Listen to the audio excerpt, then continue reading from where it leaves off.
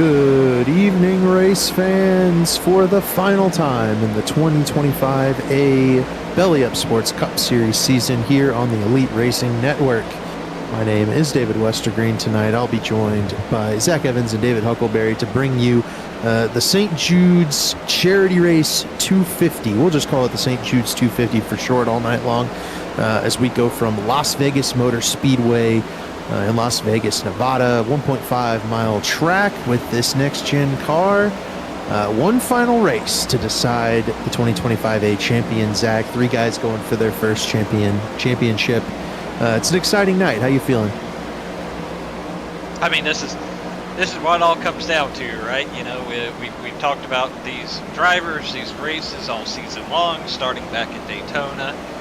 Now here we are, about 5 months later, ready to crown a champion between our four title contenders. Of course, Jonathan Cutlip, Tyler Foti, Blake Reynolds, Ethan Stanley, the final four this evening, and we'll see who comes out on top this evening.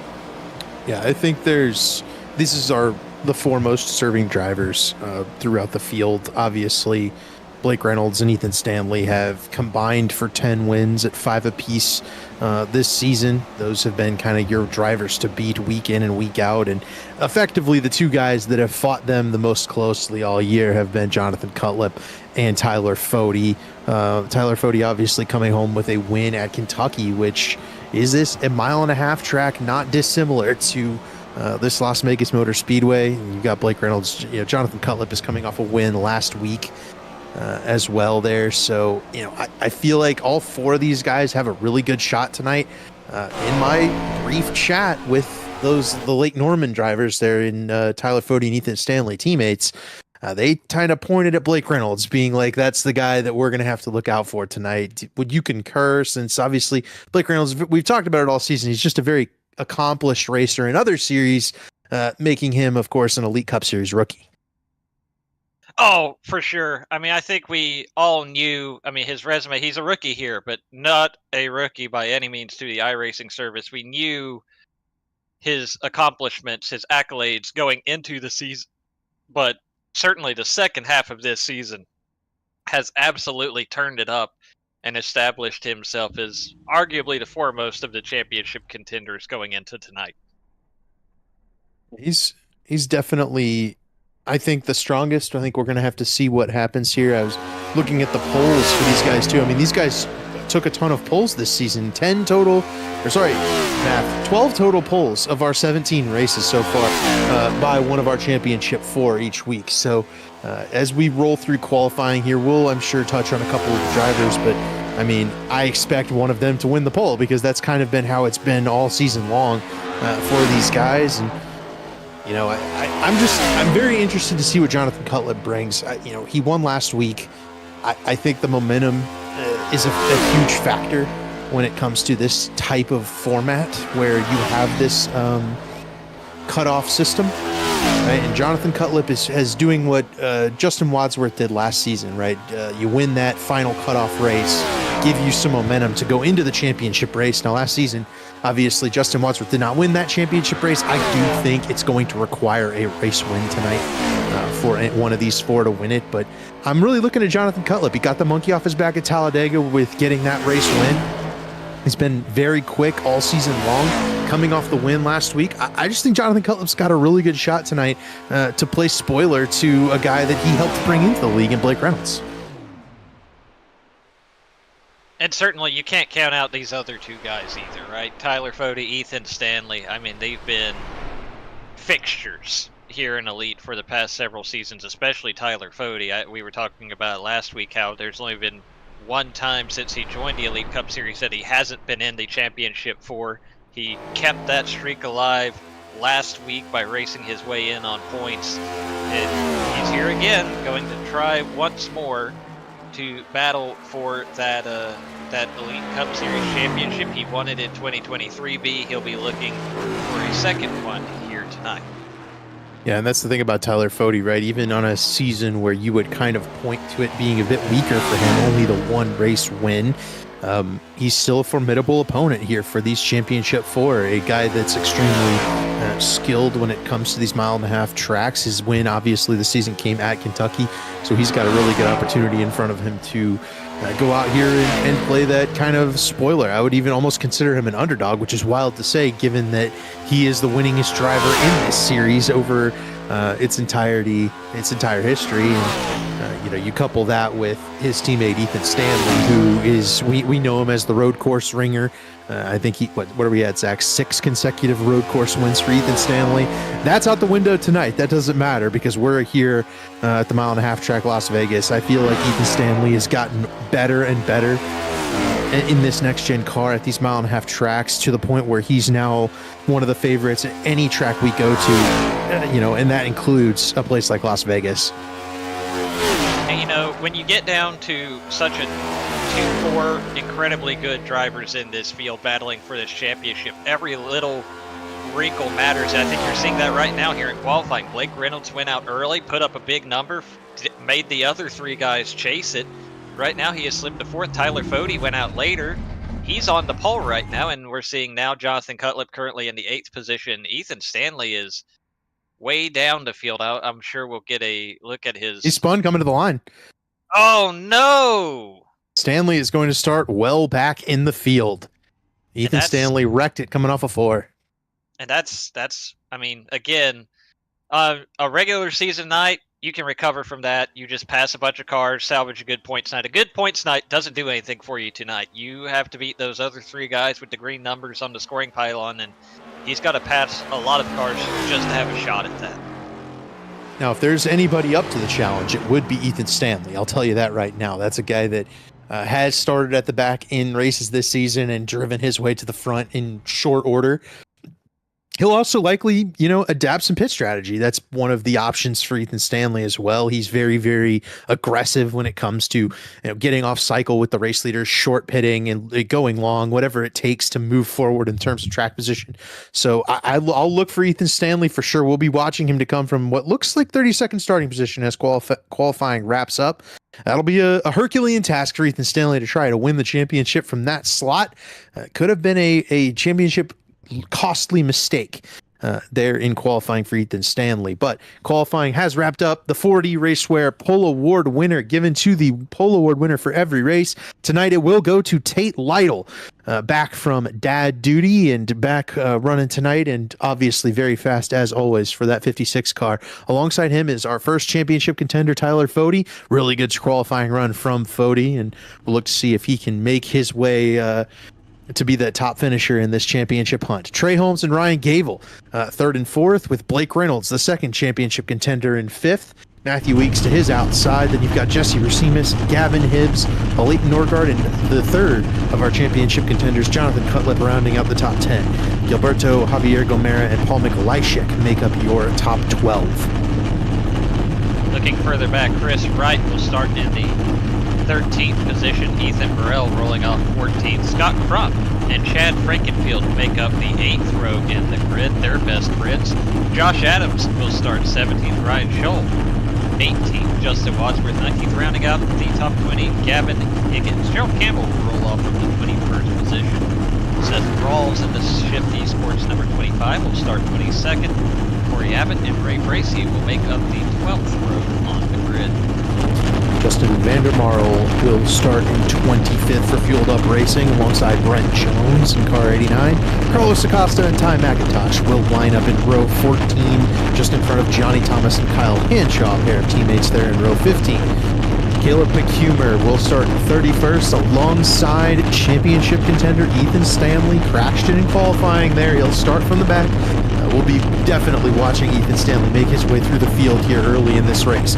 Parker Bylis and Dusty Dewar 33rd and 34th. Garrison Hogan very nearly missed out on this championship race last week with a 2nd place finish. He'll be looking to rebound, and he'll be alongside Michael Goodman in 36th. And then to round out the field, I believe it's Thomas Coonan and Harrison Talon to make up this field of 38 cars tonight at Las Vegas for the St. Jude's 250. We are rolling. We'll be going green, 1 to go. Guys, we'll start with you, Dave. Who is going to be your pick to win this race? And we'll call it your pick to get the championship tonight. Oh, probably to win the race, I'm probably going to go with Tate. I'll take Tate to try to win the race just for the fact that he doesn't show up very much, so he'll want to go out with the win. And then I'm going to be a wild card and take Stanley, go all the way through the field and win it. So, Zach, who you got tonight in both regards? Wait, who did you take for the championship? I took Ethan Stanley. Stanley. Okay. Give me. You know what? I talked him up in pre-race. Give me Foti for the race and the title. Give me Blake Reynolds for both here. I think it'll be the 66 car, the Pro, taking it to him tonight. All season long, 4+ months, we've been working on this result right here. The championship to be awarded here from Las Vegas. The pace car is going to head down pit road, 167 laps around this 1.5-mile speedway. Tate Lytle bringing us down, gets into the restart zone and fires off. We are racing for the St. Jude's 250. He and Tyler Foti will fire off side by side into turn 1. We'll see which of those lanes is that fast lane. We believe from our watching of practice, you can make the outside work. You can even maybe save a little bit in that outside lane, but you're going to want to be on that bottom as much as you can be. And Tate Lytle shuts the door on Tyler Foti up top, and he'll lead into turn 3. And it'll be very interesting to see who tries to go on the offensive and find that speed early on and who's content to save those tires here at Vegas to start the race. But you see right now, Tyler Foti all over the rear bumper of Tate Lytle as we start the second lap of the race. Ryan Gable through to third around. Trey Holmes utilizing that outside lane. He'll get to the back bumper of his teammate and try to shove him along. They're too wide all the way through the field behind this group of 5 that have stretched out single file. It's Tate Lytle leading in turn 3. You've got Tyler Foti, Ryan Gable, Trey Holmes, and Blake Reynolds, the top 5. Single file through that top 5 as well. You're side by side for 7th between Gavin Hibbs and Jesse Racimus. Jesse Racimus there on the bottom. Gavin, no, excuse me. Ty McIntosh in the middle, and now Ty is going to get to the second lane there. Paul Mikulajczyk falls in behind. That is Gavin Hibbs. It is Gavin Hibbs. Ty's near the back. He did not have a great qualifying effort, but that is Gavin. That is Gavin. It looked like a 35 for me. I don't know, man. But he's got the FedEx scheme out tonight. Yes. So, see, it's the roof cam. Look at the roof cam. Yeah, it looks like it cuts off the 9 and it looks like a 3. That's my story, and I'm sticking to it, man. Yes, not Ty McIntosh there. Gavin Hibbs in that 95. Still battling, however, and they are now 3 wide. Jonathan Cutlip has rocketed to the inside of Jesse Racimus, looking for this 7th spot, trying to make up some ground here early. He's utilizing that bottom lane. Trey Holmes backing up in that middle, and it's going to be Jonathan Cutlip making up 2, now 3 spots in one corner. He'll jump into the top 6 or so. Move Jonathan Cutlip right up into this championship fight early on in this race, keeping that 5-car pinned to the bottom, saving the tires on it, but he's already right there with Blake Reynolds. Let's do a quick check on Ethan Stanley working his way through the field. He's up to 26th right now, but he is mired in some traffic. Hey, there's Ty McIntosh in that 35 car on the right side of your screen, but Ethan Stanley is fighting there against Corey Abbott and Justin Vandermarl at the moment, trying to find a way through. Picked up 6 spots since the start has Ethan Stanley, but right now there's just nowhere to go. No, and we're seeing that especially a little further ahead here. Justin Wadsworth making a big move to the inside. Actually, that's behind this. Yes, excuse me. Having to get to the inside, Gerald Campbell, and you see this log jam in front contact. of Chad Frankenfield is Justin Wadsworth in that St. Jude's car, had to back out of it there, lost the handle on the bottom through 1 and 2. Now they're 3 wide right in front of him. Gerald Campbell flies towards this battle. It's between Paul Mikulajczyk and Trey Holmes. Holmes has backed up since a really good qualifying run at the start. But that's kind of Trey Holmes' game, right? Back it up, save your tires, try and get there in the end of the long run. Chris Wright said before the race he's running every lap at 110% because this is the final time you'll be seeing Chris Wright out there in this Cup Series on this season. So good for Chris. We'll, I believe, look forward to seeing him in the race control booth next season. That's correct. I was about to say it's everybody's final time this season, but yes, he is planning to step away after this season, unlike everybody else. Try to come back. Yep. I should say everybody. On board with Chris Wright here. He's bottled in behind Gavin Hibbs and Jesse Racimis. They are behind Matthew Weeks at the moment. Matthew Weeks had gotten passed by Jonathan Cutlip. You see that neon yellow car just ahead of Matthew Weeks in that 11. That's the championship fight. Those three are in the top 5 at the moment, but they're all chasing Tate Lytle and fighting here in this dirty air right now is Chris Wright, Paul Nikolajczyk, Jesse Racimis, and others. They're using every inch of this racetrack, but I got to tell you, Zach, I think running the top lane like Nikolajczyk is right now, I think that's a good way to have a very short, long run, as it were. I think you're going to end up burning your stuff up if you run it up there. That seems to be how this story plays out a lot of times at these mile-and-a-half tracks on the next-gen platform. Would not be surprised if you are correct, and but we will see. I know from your research going into the evening that we're probably about 5 laps away from really starting to see the answers to those questions. Big dice and slice there in the middle of the pack. Justin Vandermarl zipped out from behind Seth Rawls right in front of Ethan Stanley. That's a big battle, definitely involving one of our championship contenders. And Stanley is really still bottled up, 24th, not really able to make passes. And, you know, like you said, right, we heard about 15 laps in the run. That's where the tires start to be felt in terms of wear. And we've made it that far. Now we have to see who's been saving their stuff. Here comes Ethan Stanley down to the inside on Justin Vandermarl. Opportunity to make a pass here for Stanley, but he's fighting against a fueled up racing driver. I don't know how much Vandermarl is going to be able to roll over for him, but Stanley with a power move able to get through there, and he's coming up on a 3-wide battle. It doesn't get easier for Ethan Stanley as Scott Crump 3-wide with Seth Rawls with Ryan Scholl right in front of Ethan Stanley. Dangerous spot to be in, and that's what you get when you end up kind of qualifying in the back. It just becomes such a difficult task to make your way through this field. Yeah, I mean, there's absolutely nowhere to go at the moment. This 3-wide battle continuing right in front of Ethan Stanley. I mean, and boy, he has got to be just really nervous about this, as you saw the contact there between Scott Crump and Ryan Scholl. That at least knocks it down to 2-wide, but still, you see that. Do you want to go 3-wide? Do you want to be the next one who gets fed a little bit of door from Scott Crump?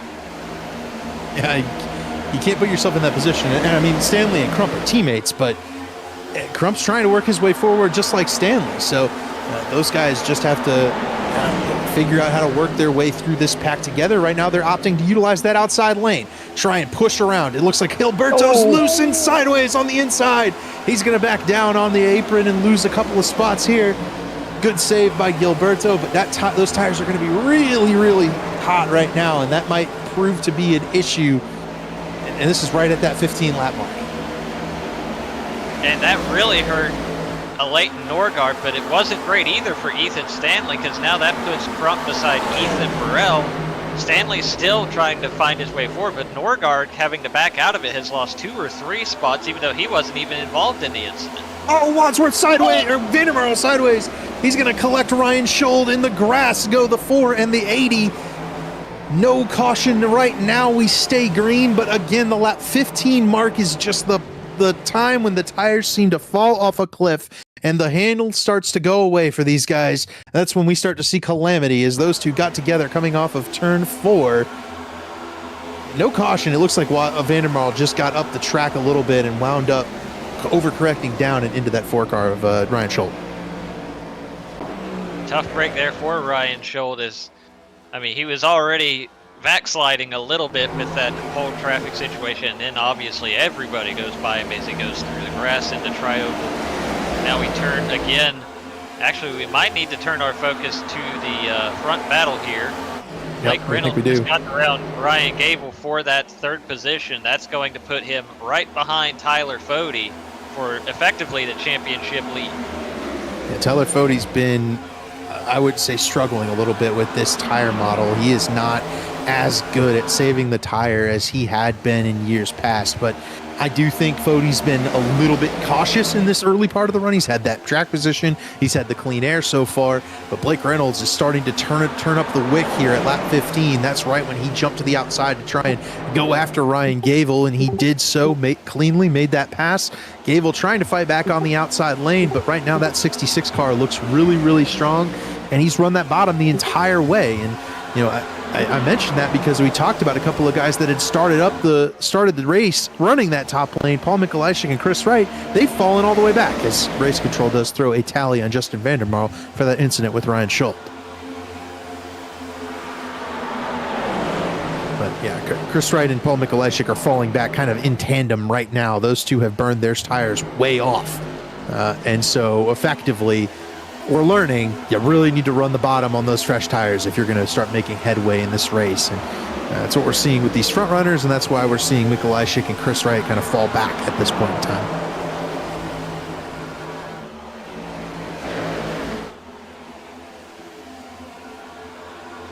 That's a difficult situation to balance, right, Zach? If you're in the pack, especially in a spot with like an Ethan Stanley, who's up to 13th, by the way. He's making his way through the field very nicely. Oh, Gable in the wall. Coming off of 4, he's going to yield that spot to Jonathan Cutlip there, and he might lose another couple. Gavin Hibbs to the inside. Here comes Matthew Weeks as well. Ryan Gable's car starting to go on the ill handling side, and he's meandered to the top a few times early in this run, and that might be part of the problem with these cars. If you take the tire life away a little too quickly, your handle goes away just as fast. Yeah, and I think we've seen that a couple of times this season with Ryan Gable, right? And you completely understand it tonight. He has nothing to lose. Push the envelope, really be aggressive, try to get up front, but he has been susceptible to being one of the first guys to burn off his tires doing stuff like that this season. I think we are seeing that again on this first green flag run of the race. And another guy starting to backslide here is Gerald Campbell, who's starting to fall into the clutches. He just got bypassed by Ethan Stanley and Burrell. Right now, everyone chasing Tate Lytle. Right now, Blake Reynolds is just kind of following in the tire tracks of Tyler Foti. Problem with Ethan Burrell, Ethan might have got a piece of the wall coming off turn 4, and Burrell lost a ton of time right there as the battle continues for this second spot. It's not even much of a battle. I think Blake Reynolds is just following along behind Tyler Foti right now. And what I'd be very curious, and those three guys would know way better than I would. We're going to go to the Rebel photography replay machine here. Oh, goody. And 20 laps. The tires just start to fall off a cliff. They did for Goody here. We've seen it with Gilberto. We saw it with Chris Wright, Mikulajczyk. It's just a difficult spot to be in. It looks like there might be some serious damage on that 44 car.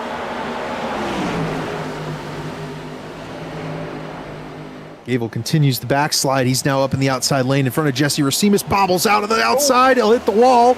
Racimus just stays in line, doesn't make a move, but they're able to keep it straight. Wadsworth gave them a ton of room down to the bottom. In the St. Jude's Chevy, he's now up in that middle lane trying to run the bottom here. Chad Frankenfield now also working into the top 10. This is all a battle from about 6th to 10th here.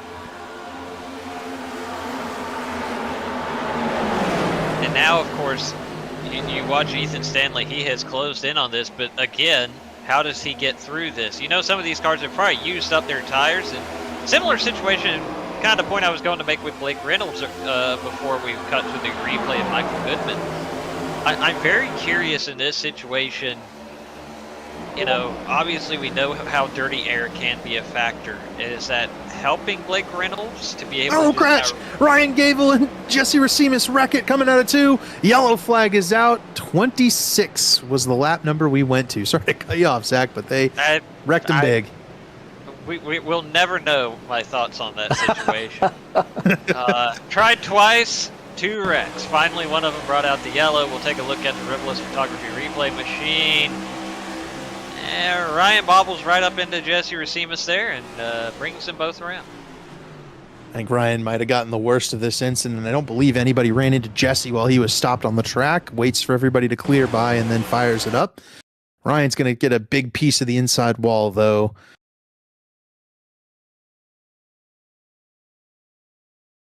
It just looks like he made a little bit of an overcorrection, maybe a little bit of a jerk on the wheel, feeling that loose condition coming off the corner, and in so doing, ran up and made a little bit of contact with Jesse Racimus, who has had just absolutely no luck at all this season.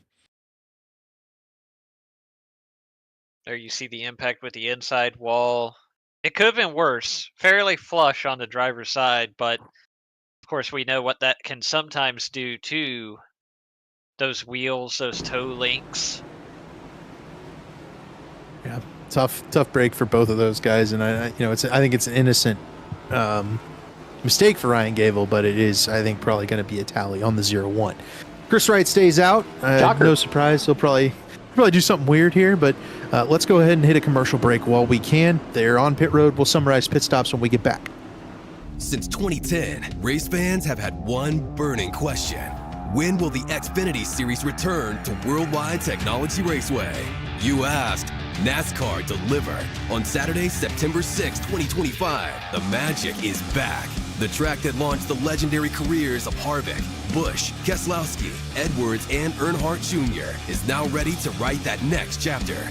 We're going to introduce you to a new crop of future champions and Hall of Famers. And in the process, we'll create more of the greatest moments in racing history. NASCAR Weekend 2025, the NASCAR Cup Series Championship Playoffs, the Confluence Music Festival, and now 250 miles of the NASCAR Xfinity Series. 2 incredible races, 1 challenging track, a 3-day party of epic proportions. Go to www.raceway.com and lock in your weekend racing and camping packages for as little as $20 down.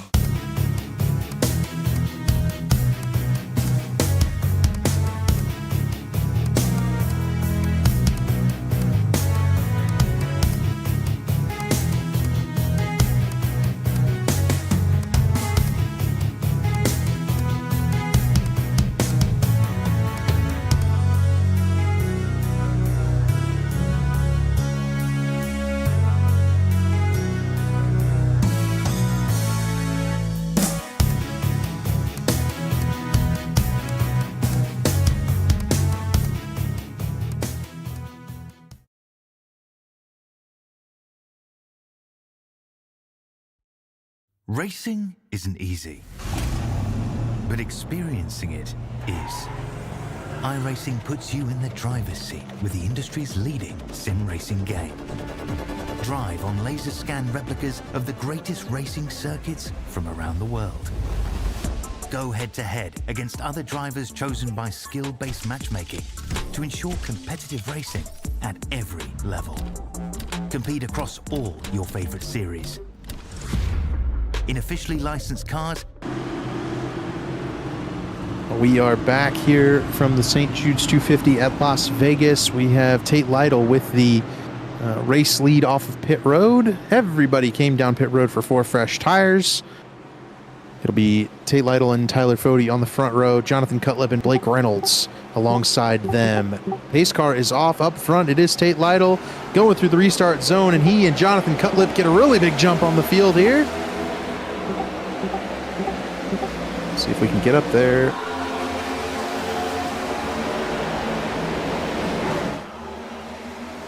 You're good. We've got Tate Lytle there with the race lead. Jonathan Cutlip has now bypassed Tyler Foti and up into second. Gavin Hibbs trying to take that 4th spot away from Blake Reynolds right now. Reynolds trying to fight back on the inside. It's Trey Holmes working that middle lane. Ethan Stanley up top and 3 wide with Chad Frankenfield and Scott Crump behind. And now, I mean, you look at that 3-wide battle, and boy, again, a place Ethan Stanley doesn't want to be, but that's been the consequence of that poor qualifying effort, the spin in qualifying. He's so close. He's in the top 10 now. He can see those guys he's chasing for the championship, but he's got to get out of this mess. Just a tough spot right here. Now, having run that wet, far outside lane, Tyler Foti took to the middle lane to get around Jonathan Cutlip, but he's right back to the bottom. Ethan Stanley has not been able to get back to the bottom thus far. He's still stuck in that middle lane, trying his hardest to get around Scott Crump, get around Chad Frankenfield here, fend off Garrison Hogan and Justin Wadsworth. It's a hornet's nest around Ethan Stanley right now. And now, you just see him all over the place behind there. But again, Ethan Stanley trying to maintain his composure while all of this is going on around him. I mean, this is, again, it's not surprising. There's a reason he's in the championship 4. Boy, that was almost a moment there between Gavin Hibbs and Chad Frankenfield. Chad took Chad wide when Gavin was running the bottom on the front straightaway right there, but he'll get the nose in. Will Chad Frankenfield? He's going to try and get around Gavin Hibbs for that 7th spot. Stanley and Crump side by side behind for that 9th and 10th. Then it's Hogan and Wadsworth 3 wide behind them with Adams, Campbell, and Rawls.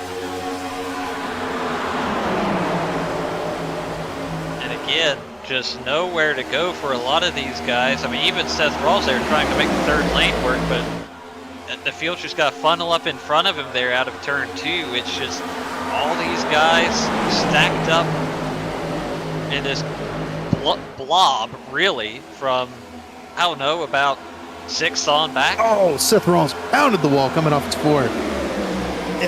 This is, I'll tell you, Zach. Nope, we're good. Revelis goes through the grass here on the front stretch, but he's got to keep it pointing the right direction. Just wanted to get the photography replay machine up on the screen once again, did Mark? Back to this wad of cars. I think this is a feature, not a bug, of this next-gen car. I've made my feelings known about it over the course of broadcasting this series and talking on Twitter and all that stuff, watching these real-life races. This is what NASCAR wants to see. They want these drivers stacked up on top of each other, forced into very difficult situations, quick judgments, and I hate it personally, but it provides a really good show, and that's what these guys are putting on for us right now. It just makes things tough to pass. Matthew Weeks is now up the track. That's going to side draft Tyler Foti a little bit there. 3 wide for 2nd. Weeks clears through for 2nd. It's now Cutlip and Foti working side by side for the de facto battle for that championship lead. And Blake Reynolds waiting in the wings behind them, looking to see who will pull out in front. Tyler Foti with a little bit of momentum there off the high side in turn 2, and he will clear Jonathan Cutlip. I'm very curious to see if Matthew Weeks being able to jump up to the outside, make that pass, get the track position, get the clean air, drop back down to the bottom, if that was the move. But Chad just whacked the wall coming off a 4 that time. Right next to Blake, he and Chad are going to make contact.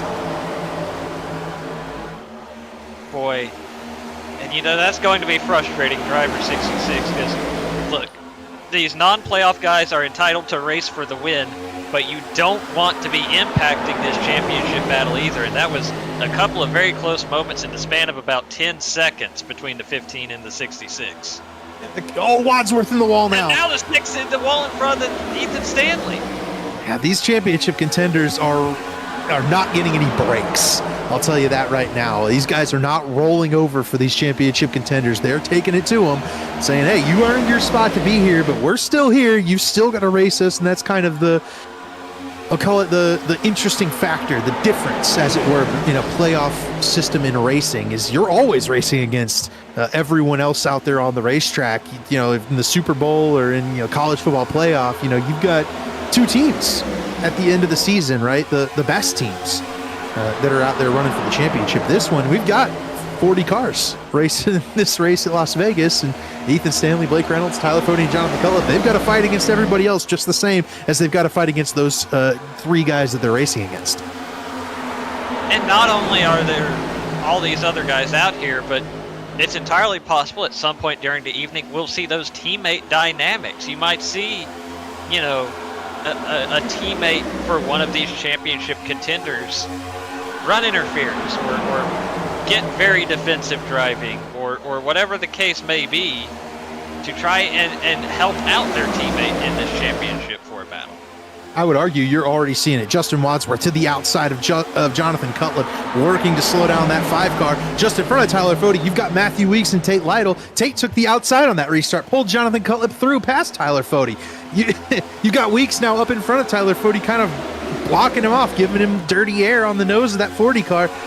There's a whole lot of dynamics going on here right now, and these drivers are all aware, right? They know who they're racing. They know what team they're on. Tyler Foti's a Lake Norman Motorsports Chevrolet. He's got his 2 teammates behind him now in Wadsworth and Crump. They have worked their way through this pack. I think they're banking on a short run right now, but as Foti jumps to the inside of Matthew Weeks, I don't know if they're going to be able to, stem off the flow if Blake Reynolds and Jonathan Cutlip get a long run. And there you see the side-by-side battle between Matthew Weeks and Tyler Foti. They go into turns 1 and 2. Foti staying pretty committed to that bottom, which I think long run is probably the move, but it's just going to make it so much harder to complete that pass if Matthew Weeks commits to using that middle lane as a defensive mechanism. I think Justin Wadsworth backed up the turn 3 a little bit right there. That car's starting to get tight. He's been running the outside lane a whole lot. And Scott Crump had to bounce out of the throttle. It's now going to put those Lake Norman Chevys side by side in front of Jonathan Cutlip and their teammate Ethan Stanley, who has risen ahead of Blake Reynolds, rocketed up into 8th spot. He's starting to challenge, I think, for this spot, and he's actually right behind Jonathan Cutlip now. I thought Cutlip was going to look 3 wide. He did not. Instead goes to the outside. Chad Frankenfield drops to the bottom now that he is clear of Scott Crump. And I have to imagine Ethan Stanley. Oh, maybe not. Jonathan Cutlip knocked the wall down there. I think he ran it perfectly on the outside, gets to the inside of Justin Wadsworth, and you can see the intensity level of this being the final race, especially for a guy like Jonathan Cutlip, who is he's in his second, I believe, Final Four appearance, trying to go out here and grab his first Elite Cup Series championship. He is battling early in the runs. We've seen him be very strong, very competitive on the long runs this season, especially last week. And I think we were at Homestead, right? Okay, we're good. Leighton Norgard did some lawn maintenance. We're fine. Yeah. So last week, Cutlip was extremely quick in the long run, won the race. Oh, here comes Blake Reynolds on the back straightaway, going 3 wide, trying to get around Chad. Chad's going to turn Josh Adams just in front of Blake Reynolds. Adams saves it. That's going to create a wreck, though. Rolls into the wall. Campbell around. McIntosh involved. Holmes involved. And the caution is out. It all started when Blake Reynolds jumped 3 wide on Chad Frankenfield and Josh Adams. I don't think Blake did anything wrong. He started to gain on those guys and made the move. And once that happened, I think things got a little bit tight there entering turn 3. Oh, man. Blake was so lucky that he did not get hooked head on into the fence right here.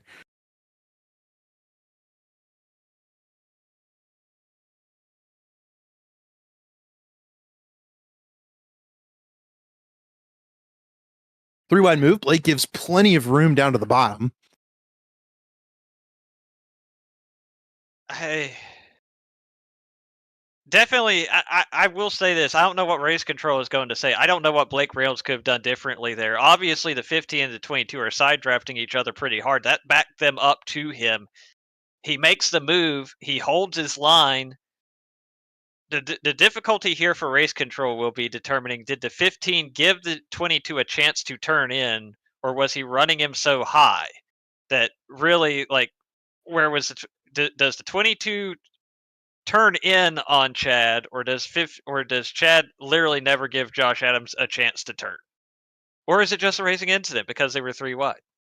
Yeah, it's a tough spot. I think given the space there, I think Chad's focused on the side draft and not the corner, and which is fine, but there is a corner coming up, right? And there's a corner, and I would probably put the responsibility on Chad. But again, I am not race control, and I'm not about to make that call. We're going to let William White decide, and what is his final race as race control in this season. He's done a fantastic job. Here's the resulting impacts. Seth Rawls into the outside wall. Gerald Campbell sideways up into Trey Holmes. Gets a piece of Ty McIntosh as well. All of those guys going to pick up some damage in this wreck. Blake Reynolds very nearly involved in that one, but managed to get away clean. So let's go ahead and do our remaining ad break here. I think we have one more, and then we'll be able to do ad reads a little later in the program, so stay tuned. Now let's hear about Blue Egg Marketing. Rev up your business with Blue Egg, your marketing picker. Turbocharge your lead generation with experienced drivers that can navigate the competitive track to connecting with your customers. With Blue Egg, you're always in the pole position, leading your brand toward victory lane. Don't spin your wheels, accelerate success with Blue Egg, fueling small businesses to win big. They walk among us, but at 240 miles per hour, they become something more. Buckle up. This new era of speed, this racing revolution, it's just getting started. Welcome back to the St. Jude's 250. Yeah, we got Tate Lytle still in the race lead after yet another set of pit stops coming up on the stage break at lap 65. That'll be relevant for payouts and driver points and the like. It ultimately will not affect our championship four, who are running 3rd, 4th, 7th, and 8th for Tyler Foti, Jonathan Cutlip, Ethan Stanley, and Blake Reynolds, respectively. Tate Lytle again takes the outside lane on this restart, pinning Tyler Foti to the bottom, trying to pull Jonathan Cutlip through. They've got that fueled up racing, pro edge racing connection there, working on that outside lane in tandem. We'll see how this restart plays out. I am assuming Tate's going to try to get Jonathan Cutlip by Tyler Foti on this restart. Pace car is off. The green flag is out again. Tate with a strong start. Weeks backs it up a little bit. Tyler Foti's tucked in line behind the 11 car, but he's been very quick on these short runs, quick to jump into that second spot. Foti shoves Matthew Weeks down into turn 1. Everybody's chasing Tate Lytle, but right now it's Tyler Foti trying to get around Jonathan Cutlip. Cutlip's trying to get around Matthew Weeks.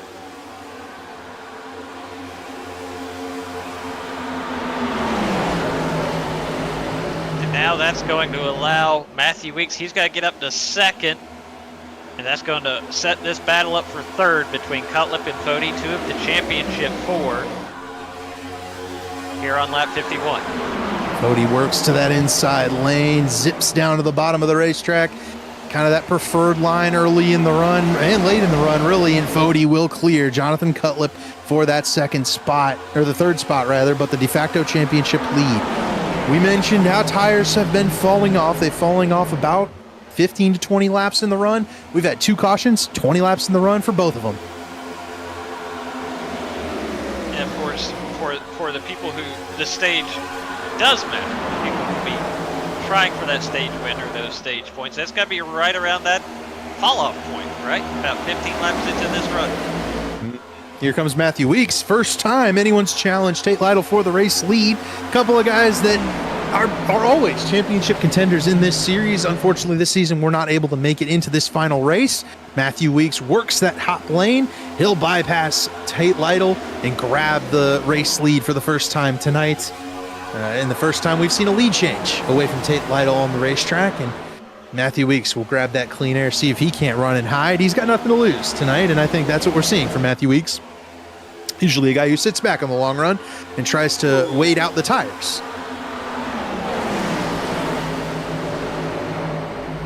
Seeing some close racing here. Yep, Tyler Foti side by side with Justin Wadsworth. His teammates are not giving him much assistance right now, I would say. Foti it pretty clearly is trying to conserve the tires on this run. I feel like he's worried he's pushing a little too much right now. Crump and Wadsworth don't have anything to lose out on by, pushing it hard on the outside lane. If they fall back, so what? Tyler Foti's got to maintain that track position. Right now, he's in danger of losing this spot to Jonathan Cutlip as Wadsworth clears by car number 40. Cutlip has to rise to the top lane, so too does Blake Reynolds. So both of those guys up top, Foti and Stanley, working that bottom lane. Yeah, I mean, get the camera right now. You've got all 4 of the championship contenders all lined up around each other. Blake Reynolds has got to go 3 wide with Foti and Cutlip. Took that outside lane to get some momentum. They come together off of turn 2. Everybody's able to keep it straight. And now Justin Wadsworth's kind of playing blocker here in front of these top three. Stanley looking on at the battle for the championship. They're still three abreast. Jonathan Cutlip up top, Foti in the middle, Blake down bottom, and it's going to be Foti clearing by Blake Reynolds. He might even get Jonathan Cutlip as well from that middle lane. He's sure going to try, but where's he got to go? He's got Justin Wadsworth to the outside there. He's got to try to push up, but couldn't make it stick. Yep, and meanwhile, a battle for the race lead. Scott Crump went to the outside lane of Matthew Weeks. He's trying to grab the race lead away from car number 11. You've got two Pro Edge Chevys on the outside, two Lake Norman Chevys on the outside, two Pro Edge Toyotas on the bottom. Tyler Foti and Jonathan Cutlip side by side for the de facto championship lead behind that. Scott Crump to the race lead at Las Vegas, and action-packed right now is... Yeah, Reynolds almost took it 3 and 4 again. This top 9 have separated themselves from 10th place Ray Bracey. Garrison Hogan, and Paul Mikolajczyk are kind of just looking on back in the back end here. Man, this is so sketchy. And right now, Tate Lytle is on the bottom. He's got to be to the inside of Justin Wadsworth. That is boxed in Jonathan Cutlip. Yeah, it seems like whoever jumps to the outside and zips to the front is able to get up to that clean air, but nobody's really able to get away with the race lead. Tate was earlier, but I think that some of that, Foti almost got a piece of Jonathan Cutlip there on the back straightaway. Tate was able to get up there and get the clean air, but I think everybody was trying to take it easy up in this top group. Right now, they are not taking it easy. Jonathan Cutlip to the outside of Tate Lytle for that 4th spot. They're side by side between Reynolds and Stanley behind them. Cutlip with a bump draft to Justin Wadsworth. Almost spun the 6 car out. And now he's got to try to stick it in the middle. I don't think that's going to work. Jonathan Cutlip with some aggressive maneuvers, trying to continue to push forward right now. Cutlip through the middle of the second. Oh my goodness, what a move. Jonathan Cutlip on a mission right now to try and go up here and get this race lead. Probably the stage win. Scott Crump trying to hold off for the stage. 5 more laps for that. He's battling for the stage. Matthew Weeks, Justin Wadsworth also pushing for that. Just Jonathan Cutlip, doesn't matter whether he finishes 1st or 2nd in this stage. He just wants to go out here and grab a race win tonight, and that would lock him up a championship.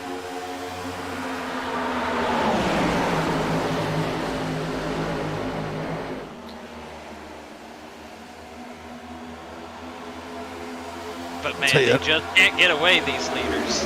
Right, yeah, Scott Crump used that outside lane. I feel like he is playing strictly for the stage. I think once we hit that 65 lap mark, that 90 car will go cratering to the back of the field. But he's out here trying to grab those stage points and maybe get a caution. We've seen the cautions fall right at that 15 to 20 lap mark in each run so far today. So, I mean, the strategy may play out very well for that, but if you're able to save your tires on this run and the race goes long, that's where we might see somebody really push forward that, to take control of this race and actually gain some separation between themselves and the rest of the field. 3 laps to the stage. Crump still holding on to that outside line, but Jonathan Cutlip working the bottom, trying to grab it away from the Lake Norman trio of Chevys up top.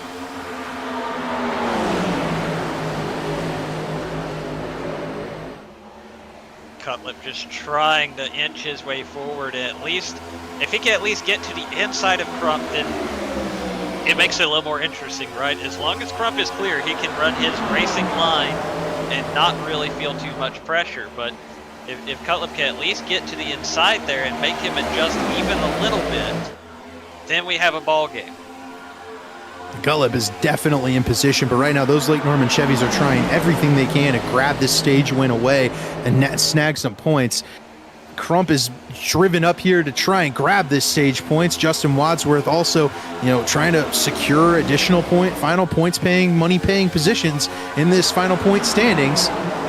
Right now, that's what this is all about. That's why you're seeing such hard racing right now. Blake Reynolds has jumped to the outside lane. He's decided he wants a part of this. He jumps to the outside of Ethan Stanley, took him by surprise. He's going to get Tyler Foti as well, but there's not really anywhere to go for Blake Reynolds. He's going to make a new lane way up top. Blake Reynolds got to try to 3-wide maneuver again. This time he's on the high side. He's to the outside of Tate Lytle and Tyler Foti, and it might just work out. He's going to end up in that third spot on the outside lane. One more lap in the stage. Wadsworth and Crump trying to work it out. Here comes Reynolds through the middle. Always loose is Blake Reynolds. They're 3 wide behind Scott Crump for the stage win. Wadsworth and Reynolds side by side, bouncing off each other. Cutlip way on the bottom of the track. It's all Scott Crump up front. 3 wide for second. Oh, they're going to make it off turn 4. Crump wins the stage. Huge win for him. Cutlip, Reynolds, Wadsworth, 3 wide. Tate Lytle shoving Jonathan Cutlip into turn 1. Jonathan Cutlip keyed up the mic, and all he could say was, what a move. Even he had to admit that was impressive from Blake Reynolds to make that 3 wide in the middle stick and move up to the second spot. Ethan Stanley's trying to follow suit. Justin Wadsworth's backing up into Ethan Stanley a little bit. There's still 3 coming off of turn 4.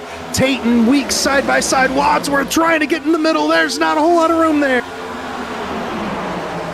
My goodness. I mean, this is what you want. These championship contenders leaving it all on the line. Can we do this for another 100 laps? I will tell you, I don't think so. We are also getting to that point in the run where the tires start to go and fade away. And there has been a lot of really hard racing. Justin Wadsworth into Ethan Burrell. He's starting to fall back in the 6 car. So that car is starting to lose the tires a little bit. Stanley to the inside of Tyler Foti. Stanley up into Tate Lytle now. Stanley sideways, Tate sideways. They're going to save it. Everybody had to check up. That's going to open the door for Garrison Hogan on the bottom, but it's going to slow up these guys from behind. Blake Reynolds and Jonathan Cutlip and really put them in a bind. Yeah, Foti and Stanley are going to lose a lot of ground here. Not so much position-wise on the leaderboard, but definitely stacks them up further behind that lead pack. Everybody was able to save it. Tate Lytle super sideways, so too was Ethan Stanley. Fortunately for them, Scott Crump is still the race leader. I think still the clean air is helping him not back up so quickly. So that's allowing this group to, I think, stick with the guys in front of him. Garrison Hogan ran down Matthew Weeks. Ethan Stanley's been able to follow suit. Tyler Foti's stuck right now kind of behind Ethan Burrell. He is, but he's glad to get away from Tate Lytle because that car has been a handful for the last several laps. And now Ethan Stanley, he didn't quite hit the bottom, and he is right on the door of Tate Lytle. Battle for second.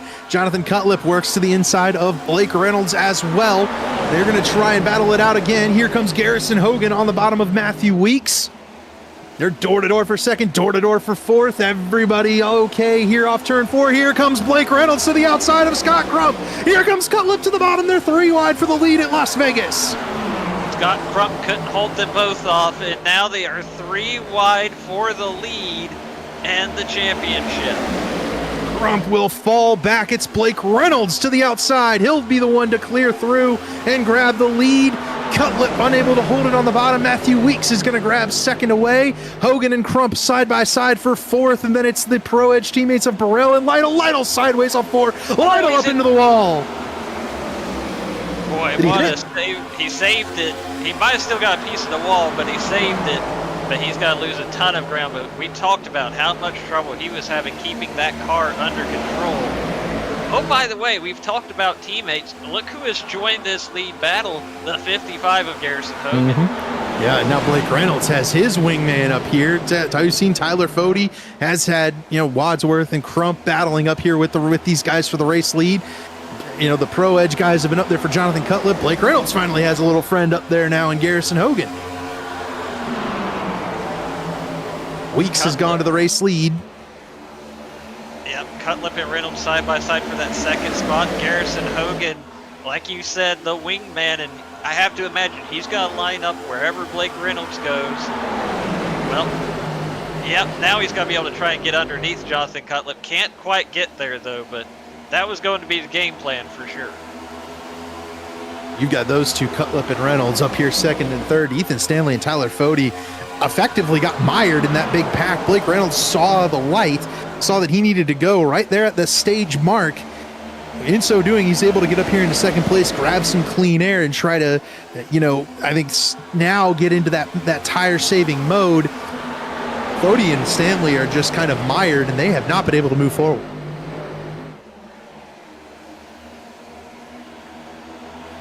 Ethan Burrell getting a piece of the wall there out of 4. Cutlip has not let Blake Reynolds go. He's stayed right on the back bumper of that 66 car, and he's trying to find a way around. He's been challenging Blake Reynolds every lap. He's not letting Blake get comfortable, not letting Blake get into that tire-saving mode. Oh, Gilberto! No! Oh. The caution waves, lap 75, another 25-lap run for us here in the Belly Up Sports Cup Series, and we caught that Gilberto was losing it there on the front straightaway.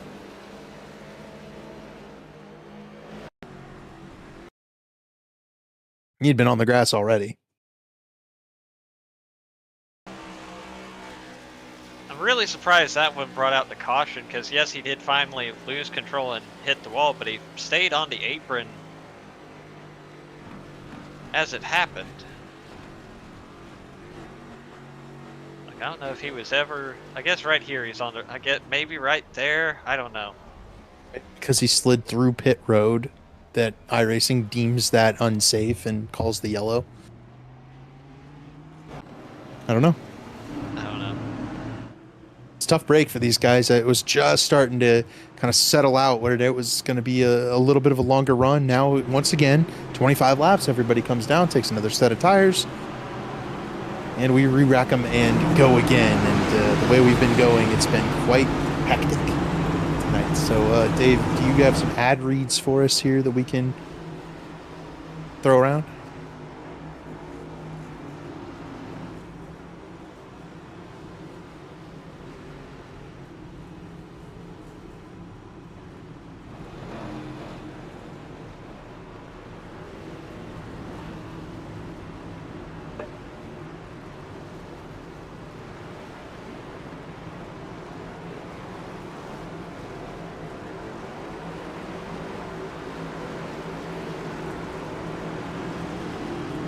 Awesome. I know I'll be donating and running in that race, and I don't know about you guys. I'm really excited for that 2003 car that's getting released next week. Man, those screenshots iRacing posted today, like I had been getting excited, don't get me wrong. I love a high horsepower race car, but seeing those screenshots finally today, just it made it feel just a little bit more real, right? Yeah. Well, speaking of the 2003 card, let me tell you about that race that we're going to have in a couple weeks now that I'm unmuted. Tonight's race is being sponsored to help promote the upcoming fundraising special event, the St. Jude Children's Research Hospital charity race that will take place on June 23rd right here on the Elite Racing Network. This event will be open to any and all drivers who donate, and every dollar raised for the organization will be matched 1-for-1 by Justin Wadsworth's employer. Oh, brother, this guy stinks! Oh, man. That was a tough one. It's all right. We're both really excited for that, and it'll be the new 2003 cars at Daytona, the new Daytona under the lights. I had to make sure I let them know why you were excited. I couldn't leave it as being totally confused. That was for them, it must have been a really long, awkward silence before we were just like, man, we sure do love cars that are 22 years old. Yep. Showing our age. Well, we don't have to talk about that. Yeah, no, we don't. We've got one degree in here. Matthew Weeks and Blake Reynolds are your race leaders at the moment. You've got Jonathan Cutlip and Garrison Hogan in that second row. Ethan Burrell and Scott Crump, row 3. Ethan Stanley and Tyler Foti in row 4. Justin Wadsworth, Gavin Hibbs rounding out your top 10. Oh, man, it's going to be interesting. What do these Lake Norman Chevys do to try and overcome what is currently a track position gap up to Blake Reynolds and Jonathan Cutlip? You know, the fresh tires, they seem to fire off really well. But once we get to that 25 lap mark, it seems like the Blake Reynolds and Jonathan Cutlip just have a little bit more pace than those two Lake Norman Chevrolets at the moment. Pace car is in. Matthew Weeks has control of this race. He heads towards the restart zone, and he gets a nice jump on the rest of the field. Cutlip with a solid restart. He's not going to get to Blake Reynolds, though. Reynolds slams the door on Jonathan Cutlip entering turn 1. Cutlip just shoves Reynolds into turn 1 here, and That'll leave Ethan Burrell to fight with Garrison Hogan behind the 5 car.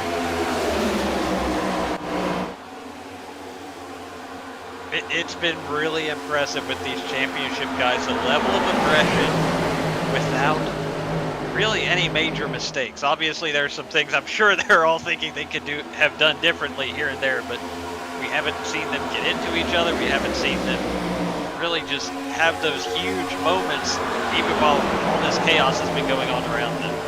Well, here's the answer to the question I asked before.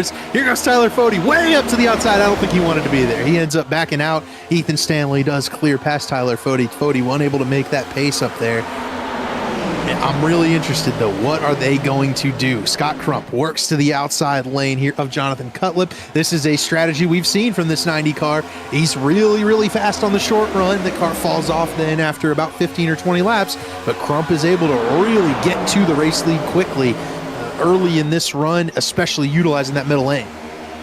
And here's the championship dynamic for Ethan Stanley. If he can follow Crump to the front, great. And I think Blake Reynolds knew that and tried to shut the door, but just could not get there in time. These guys, Lake Norman Chevys, they are answering the question, what do you do about track position? Well, you got to act like this is going to be a short run race. You're going to keep doing what they've been doing. Stanley and Reynolds almost get together. Crump almost got a piece of the wall, but he's going after the race lead, and Matthew Weeks, his best friend up here, running for 1-2.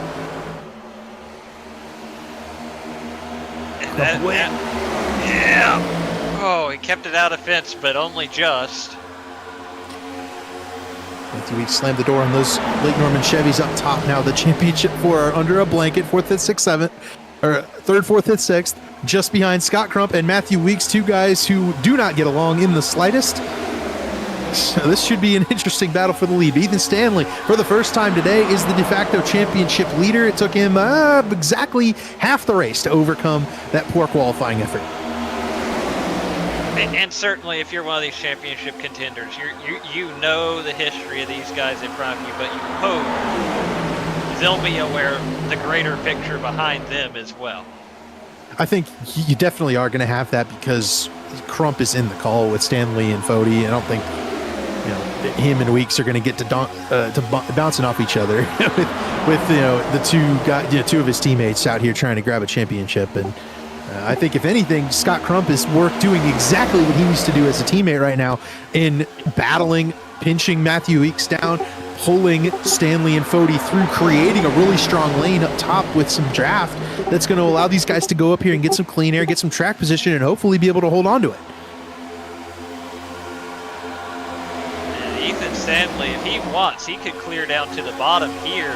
Well, not quite. Matthew Weeks was able to close the gap there in the tri-oval. I thought there was maybe the slightest opening there, but not quite. One dynamic I'm noticing, and I'm wondering if it's going to affect our leaders at some point, is several different drivers have been saving a set of tires. Last time through, we saw about 10 guys, including Chad Frankenfield, back off off the back of the pack. They were running 20th to 25th. This time we're seeing some guys that are running in the top 10. They're way off the back of the pack.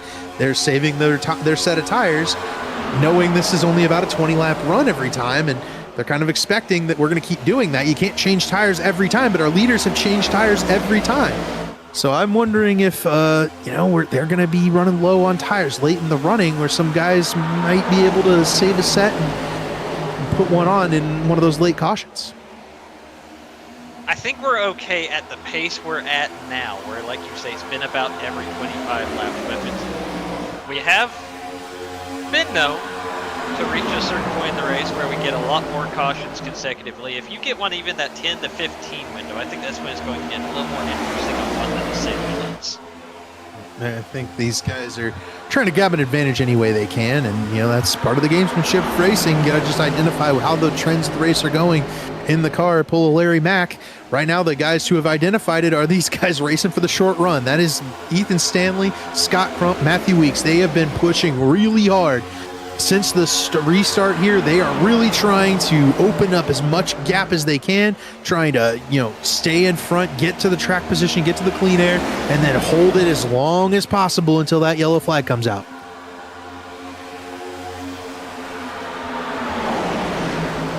And now the question is, where does Blake... Well, look at... Is that Chad Frank? No, that is Gavin Hibbs on the outside there. Oh, boy. Hibbs almost into Justin Wadsworth. They're 3 wide still for 5th spot. Tyler Foti, championship contender, is on the bottom of this battle, and he is not wanting any part of it. Backs up this turn 1 entry, has to let those guys go. I think you just saw that's kind of a factor. I don't think Tyler Foti in the... Oh, Foti might have got a piece of the wall. Got up in front of Chad. Yeah. I'm guessing Tyler Foti not real happy about that, but he backed up turn 1 to try and let those guys go through. Tyler Foti racing a little bit differently. It's a spot where he definitely just throws it in any other race, but because they're running for a championship, Tyler Foti feels like he has to keep this car clean, not put it in any bad spots. That ultimately gives Chad the opportunity to run into him there and try and get around him. It worked out. Battle for the lead, battle for 5th. Matthew Weeks working after Ethan Stanley. Almost the contact was between Justin Wadsworth and Blake Reynolds.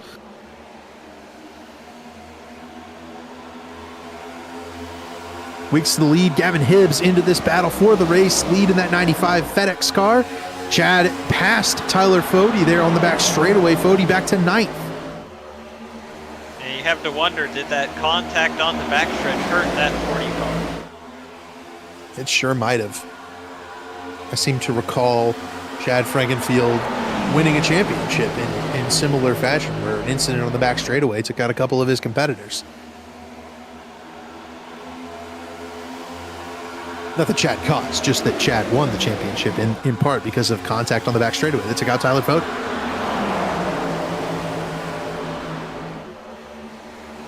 Ethan Burrell working way up in the outside lane. We've seen guys make that work. We've also seen guys jump up there and fall back. Here's a guy that's going to make it work. Blake Reynolds way up to the outside lane, going to try to generate a big run. Maybe look for a 3 wide move here down the front straightaway. Wadsworth almost a piece of the wall, and that's going to cut the run off for Blake Reynolds. Boy, it's just so tough, right? Trying to find, it's great to build the run, but where can you take it? Gavin Hibbs was to his inside, so Blake Reynolds had no way to get to that bottom lane to try and jump to the apron and try to force a 3 wide move there. And he goes up to the outside once again, this time to the outside of Gavin Hibbs. He'll also have a chance to get a run at Justin Wadsworth on this front straightaway. He's going to get there to the right side of that 6 car. He won't be able to stay alongside though. Wadsworth able to clear in that St. Jude's number 6. Now Reynolds able to get to the outside of Wadsworth.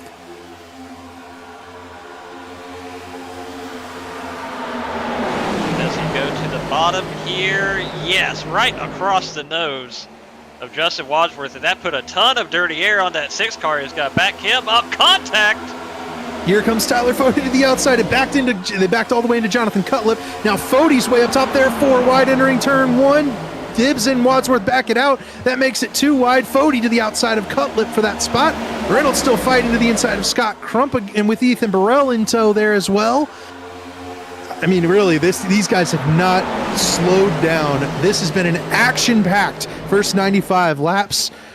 72 laps to go in this race. Tyler Foti's car starting to come to life. We were worried about it on that back straightaway, but Foti's gone up, turned up the wick. He's up to the outside of Blake Reynolds.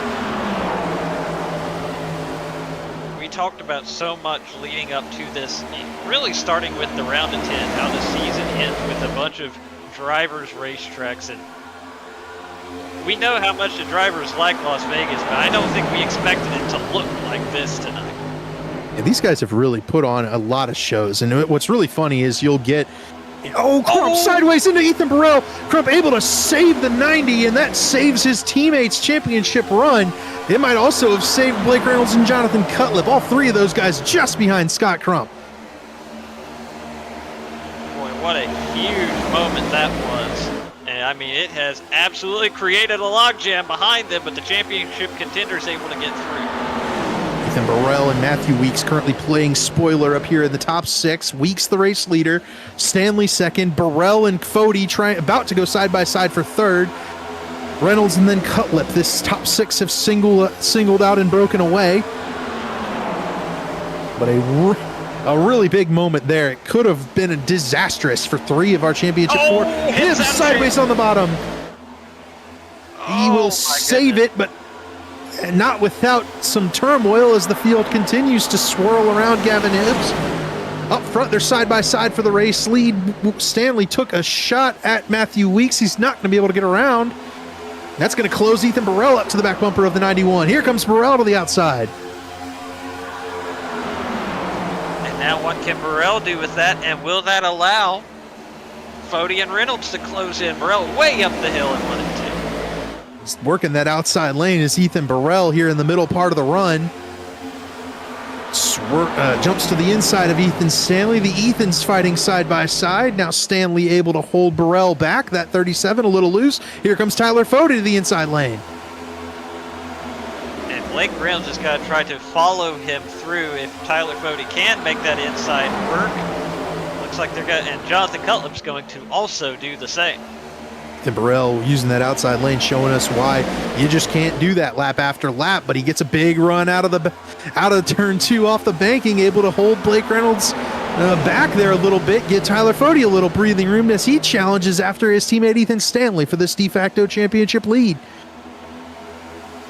Yeah, I mean, that was a big break there for Foti because he was able to run all the way up to the wall while Reynolds and Cutlip are still pinned down underneath Ethan Burrell. Reynolds will clear this time, and Cutlip might be able to do the same out of 2. And then here comes Garrison Hogan. It seems like Garrison Hogan is, once that 15 to 20 lap mark hits, which is where we are now in the run, by the way, that 55 car is one of the ones that really starts to come to life and drive towards the front, but he is not willing to push it like some of these guys in that early portion of the run.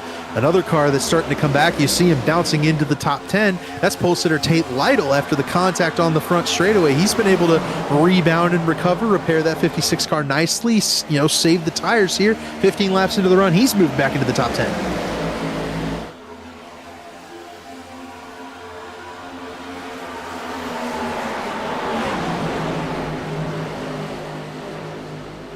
Way this has gone, you know what? I won't say anything. I'll leave it. I'll let these guys roll. We're gonna keep going. Ethan Stanley was majorly loose coming off of turn 4 that time. Tyler Foti starting to close to the back bumper of his teammate, and you can't afford to be teammates in the championship race, right? You work together as much as you can, but you got to race your teammate just as hard as you got to race Blake Reynolds and Jonathan Cutlip at this point. Yeah, no, we're definitely reaching the point of this race and the season where it's every man for himself.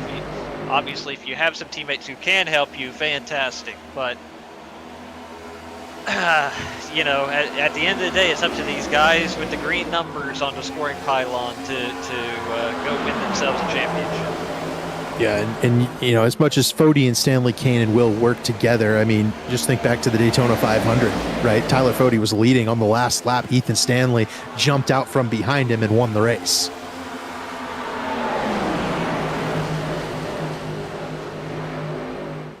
There are no team orders over there at Lake Norman. I know that for a fact, and I can say the same about the Fueled Up, the Pro Edge guys. All those guys are out here fighting for their own championship win right now.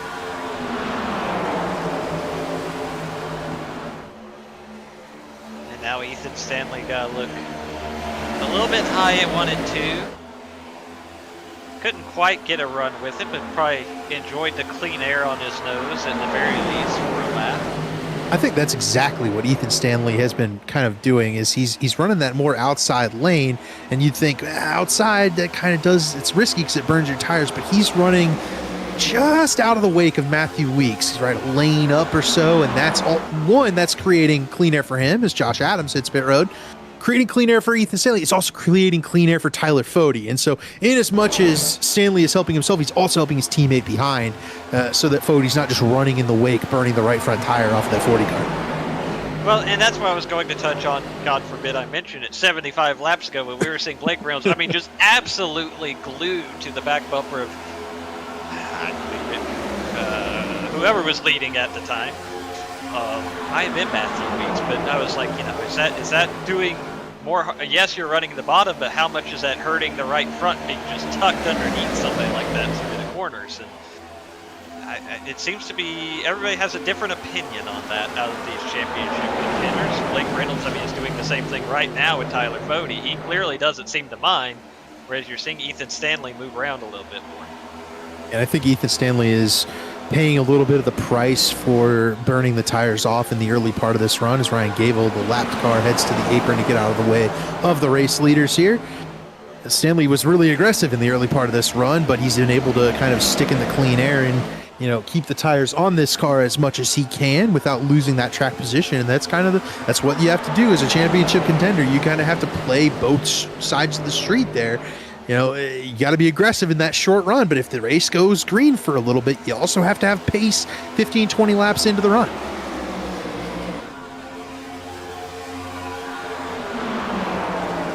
Right now it's working, right? He's been able to utilize that clean air, kind of run that outside lane behind Matthew Weeks. Weeks has been able to hold the race lead as well. But these guys have been nose to tail. There just hasn't been a whole lot of ability to pass at this point in the race. We've seen all the passing in that first 15 to 20 laps while the tires are good, and now that they're a little bit worn out, looks like everybody's finally gotten to a point where we're running for a green flag run, and I believe we would have to have a green flag pit stop before the end of the race.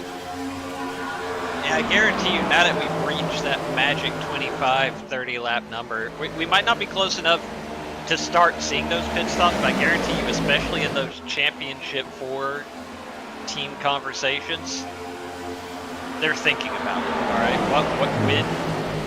when are we looking at our de facto pit window being open? When would we consider pitting for tires? How much are we going to let our competition dictate that? Because again, it doesn't matter if you win the race, you need to beat those other 3 guys, which it might take winning the race to do that. Right, and you can't make any concessions, right? It won't necessarily be, you know, while Matthew Weeks and Tate Lytle have led a huge chunk of this race, those 2 guys have been really impressive. You know, they can go out and win the race. Like Scott Crump went out and won our championship race last year at Richmond, but it was Justin Wadsworth who was the best of the rest, right? Who was the best driver, you know, in that championship 4, was able to take it home. So here comes Blake Reynolds now trying to make a move after Tyler Foti, trying to spice things up. He used that high outside lane to grab a run. Now he works to the inside of Foti. Foti trying to play defense on that outside lane. He's going to be able to do it. He's going to be able to hold Reynolds down there. Oh, Reynolds clears himself. Looked like he was not clear, but Foti not able to get off the corner as well as I think either of us thought he would. And then right back down to the bottom. Couldn't quite make it stick, but I think he's really trying. Oh, we're going to go 3 wide. Reynolds to the bottom. He's going to get into Matthew Weeks. Oh, contact. Weeks up the track. That won't result in any additional contact, but Matthew Weeks out of shape behind Blake Reynolds. Reynolds clears for the lead. Holy cow. I don't understand. Dave, can we get a replay of that? No, not now. They're about to wreck again. No, they're trying. Hey, Stanley's going for the race lead. We'll keep that one in our pocket. Lap 113. We'll keep that one in our pocket. We need to come back to that one. Here comes Stanley, and we've seen this story before. Stanley and Reynolds fighting for the lead at 1.5 miles. Oh, my goodness. It took Tyler Foti, dropped him to 5th. Jonathan Cutlip now up into 3rd. Stanley piles it in on the inside of Blake Reynolds once again. This time it sticks through turn 3, and Stanley to the lead. Couldn't quite. No. Ethan Stanley's speed after 50, 60 laps of really pushing hard is absolutely impressive. Reynolds working to the bottom. Stanley continuing to roll that top lane. Reynolds not able to get a run through 1 and 2. He will have to go after Stanley in 3 and 4. Oh. Man, I don't understand how any of that happened. Oh, loose. Stanley loose. Reynolds just back to the back bumper of this 91 car, but that'll slow up the 66 a little bit, allow Jonathan Cutlip to close in. All this, Matthew Weeks and Garrison Hogan have bypassed Tyler Foti. Foti's back in 6th. That car not moving forward at the time that these guys have started to surge.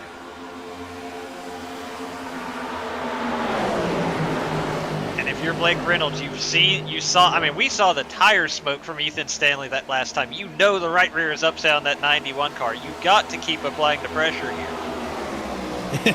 A pressure Blake Reynolds is applying. Good. Bump drafting down the front straightaway. A tandem draft just about between Reynolds and Stanley, but Stanley able to turn that extra speed on the straightaway into that corner stability That 91 car looks like it's on a rail whenever he gets that kind of bump draft.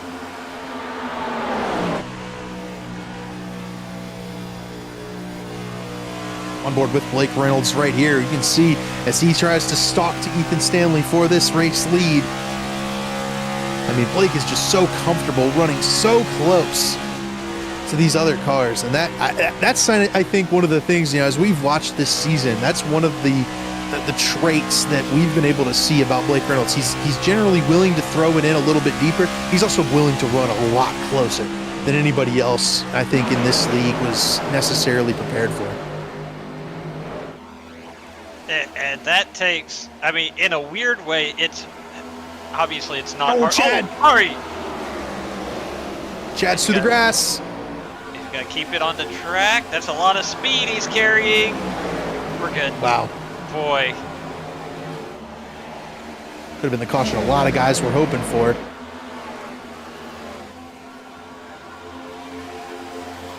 Instead, it will remain under green. 119 of 167. Matthew Weeks back to the outside. He's bypassed Jonathan Cutlip, starting to re-enter this battle for the lead. It is Ethan Stanley holding strong ahead of Blake Reynolds at the moment. 47 laps to go in this race, at least one pit stop. Reynolds now works to the outside of Stanley. He's got the run. He got the advantage. He'll side draft the 91. Blake Reynolds got the momentum. He's going to carry it through to the race lead. Reynolds to the lead at Las Vegas and the lead of the championship as well. And now, what does Matthew Weeks do? Now that he has re-entered this lead battle again, he's racing for the win. He's not in the championship picture, but he wants this win. And obviously, he was right up there in the mix before that three-wide battle earlier. Reynolds to the lead. That's about the biggest lead we've seen since the opening run of the race. Stanley falls back to 5th here, and Tyler Foti now challenging his teammate for that spot. So very, very tough break for Ethan Stanley from the race lead, dropping all the way outside the top 5. In fact, Stanley's going to try to pit, but he missed it. He missed pit road. He got down to it, but that was a very suboptimal pit road entry from Ethan Stanley.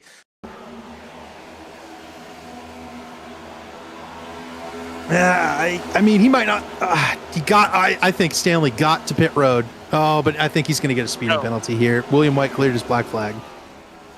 Which usually means it's not actually the penalty going away. It's yeah. And now Matthew Weeks. Sideways off turn 4 is Weeks. He's going to lose several positions. Blake Reynolds has opened up a half-second lead on the field here as the tires are starting to wear. People are starting to head to pit road, and Blake Reynolds has taken control of this race. See, I believe what will happen now with Ethan Stanley is he will have to serve a drive-through, which, I mean, is just a killer. Yeah, that will effectively end Ethan Stanley's championship aspirations here as Jonathan Cutlip in a world of hurt. Josh Adams with fresh tires trying to go underneath him. They're trying to put a lap on Gerald Campbell in the 00. And Cutlip losing time to Blake Reynolds here as Reynolds gets the clean air at the end of the run. That 66 car has just scooted away. 91 on pit road serving to drive through now. Oh. Heartbreaking for Ethan Stanley. Again, as dominant as Ethan Stanley has been in this Cup Series and on the road courses, he has yet to win a championship in this series. And the caution is out. I don't know if that's going to save Ethan Stanley. He would have likely needed that to be about a lap and a half earlier. What was the caution? I see smoke on the front straightaway. Scott Trump is around on the front stretch. I think that may have been another. I don't know if he was the car pitting, but I know there was some communication. Tate Lytle had called out he was going to pitting. I think there was an incident surrounding. That's exactly. Yep. Justin got into Tate. I'm. This is the same incident that happened to me last night. I'd called out pitting. Those guys might not have heard it. Tate also likely, he saw Stanley sideways, knew he needed to back it up a little bit more. So once that happens, you have to, I think, get a little more cautious. And Tate was a little bit cautious, got really woed up there while still on the racetrack, and that ultimately results in Scott Crump getting sent around and the caution flag being displayed. Now all of our leaders are on pit road. Guys who that is going to really hurt are Gavin Hibbs, Chad Frankenfield, Stanley, obviously, who had already come to pit road. Those guys are going to get, I believe, waiver rounds at this point, but they'll be a cycle back and without fresh tires on this pit cycle. Here's the race off pit road.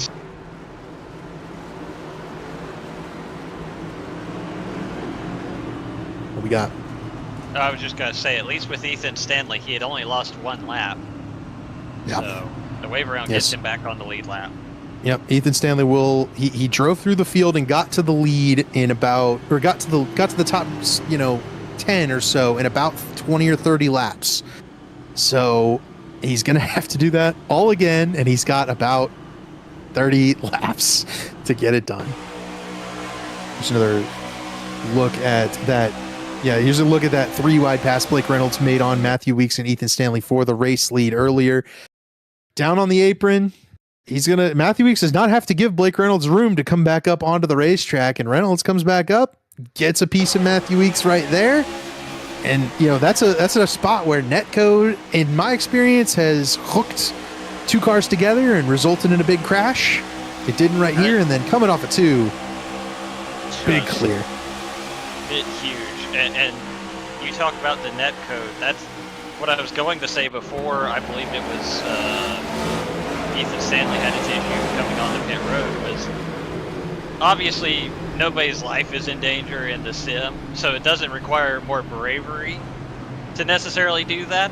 But there's a lot less margin for error when you consider the race car is the size of the race car in real life. Whereas with iRacing, you have the net code, the prediction code.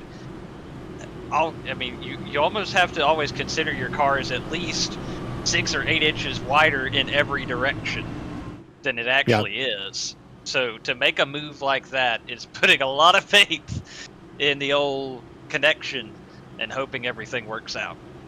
Yeah, and when you say it doesn't require like real life bravery, it does require bravery from a sense of if the netcode hooks up and spins you out in that contact with Matthew Weeks, that ends your championship hopes effectively if you're Blake Reynolds. But he's been, I would call it brave, in terms of his ability to get very close to everyone around him and still drive really quick and turn in these fast laps. So the pace car is headed to pit road. We are going to go back racing. 39 laps to go at this start. Reynolds to the restart zone. He gets on the gas pedal. Cutlip caught sleeping just a little bit. It's going to be Garrison Hogan and Matthew Weeks pushing through on that bottom lane. Blake Reynolds has finally gotten his teammate Garrison Hogan to fight up here with him in the top 5.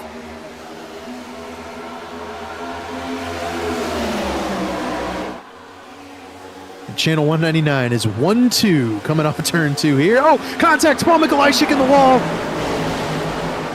They're going to save it. Mikolajczyk's going to have some damage here, but I don't know that it's going to be tight coming off of 4. Mikolajczyk still bleeding spots. Brett Jones, Chris Wright, Ray Bracey, Ethan Burrell all fly by.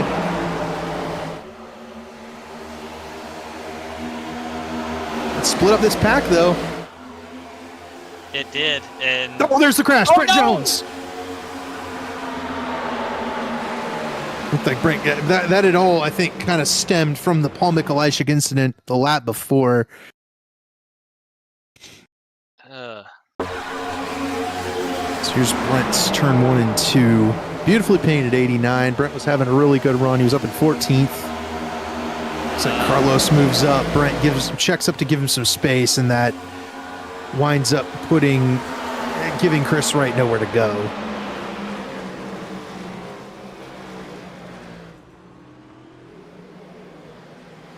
I do think that started with Mikolajczyk a lap before. Stacked that group up to 2 and 3 wide.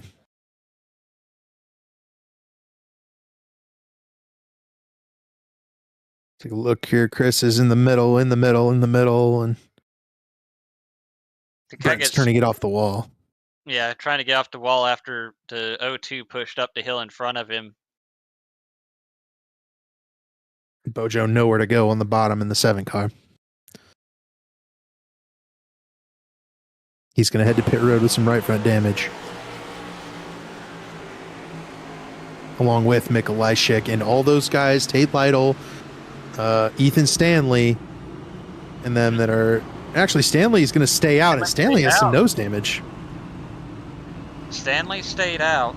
Yeah, I'm kind of curious. That does go back to that earlier conversation, though, with all the tires that those championship guys took early on. I think if Stanley had pitted here, it would have been either 1 or 0 sets of tires left. So yeah. I feel like that forced his hand a little bit. That would have been a perfectly timed caution for taking a wave around if you had the tires to spare. But clearly Ethan Stanley does not feel like he's in that position right now. Yeah, he also has damage on the nose. Visual damage, it might not really be anything, but he got a piece of Kyle Hanshaw on the last restart. And that anything might affect you, and that's the type of thing that you just can't. You don't have big time stack ups from the top 5 to 10, but you do have the big stack up back in 25th, where Stanley was restarting last time. So hopefully that damage isn't too severe and he's able to continue. But he'll be restarting 18th this time. That's going to be tough.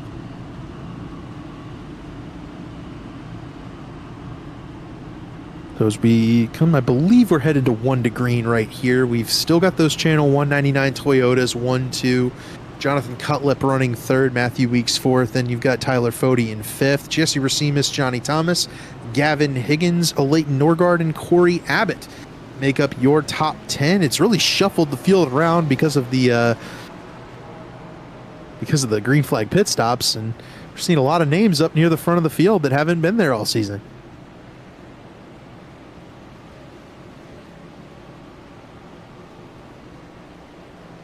There he is, Ethan Stanley in 18th. We'll also have a bunch of these guys coming with fresh tires. You got Josh Adams back there. Tate Lytle's going to be on fresh tires. Nikolai Schick, Bracey, Campbell. Even Brent's back out there. Car is damaged, but still functioning for Brent Jones, 89. 5 caution flags here in the St. Jude's 250. We will go back to green flag racing with 35 laps to go. Blake Reynolds and Garrison Hogan will lead us to the green. And then it's Cutlip and Weeks in the 2nd row. Tyler Foti and Jesse Racimus in the 3rd. The pace car is off. Reynolds back to the restart zone. The green flag is out. Good restart for Reynolds.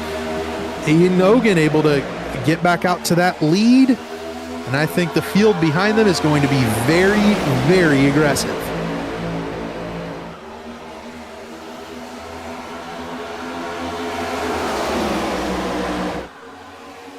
Blake Reynolds out front, Garrison Hogan 2nd. First battle you see, Tyler Foti, Matthew Weeks.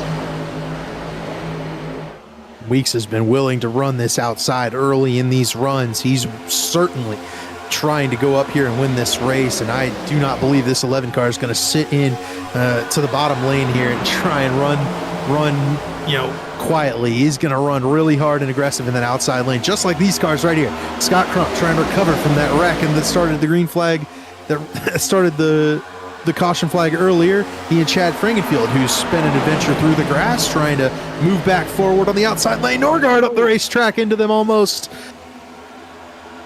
And this is all happening while Matthew Weeks battles Garrison Hogan for 2nd. Pecumer got a piece of the wall. Talon got a piece of the wall. They're 3 wide still here through the tri-oval, and they're 2 wide in turn 1 for the 2nd spot. It'll be Matthew Weeks grabbing that spot over Garrison Hogan. Hogan slammed the door on Tyler Foti right there on the back straightaway. Absolutely did not let that 40 car continue the run up the outside. And now, boy, big move there, Matthew Weeks.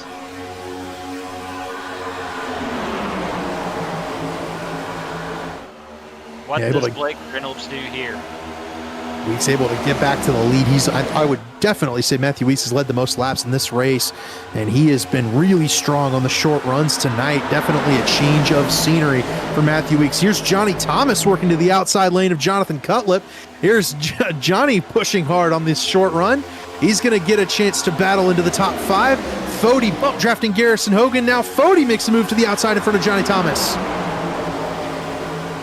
Johnny Thomas, not somebody we talked about a lot tonight, but man, if this isn't the kind of Johnny Thomas race, just hang around, and then here we are getting close to the payout window, and there he is. Yep, that's about right. Johnny starting to show some pace, working that short run speed up in the outside lane. Meanwhile, it's Tyler Foti working the outside. Oh, Johnny, a piece of the wall. So too a Leighton Norgard behind.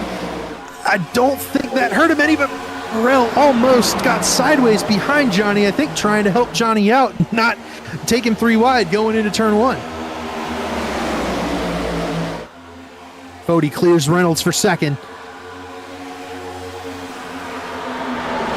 Jonathan Cutlip is mired on the bottom. In 7th, Ethan Stanley 15th. He's up top behind Chad Frankenfield in the blue car. Is this Las Vegas or Atlanta? I know, this is as pack racing as it gets. Johnny Thomas working to the outside of Blake Reynolds. Reynolds tried to get up in front of Johnny Thomas. He couldn't make it stick. Johnny working to the outside of Reynolds for that 3rd spot here.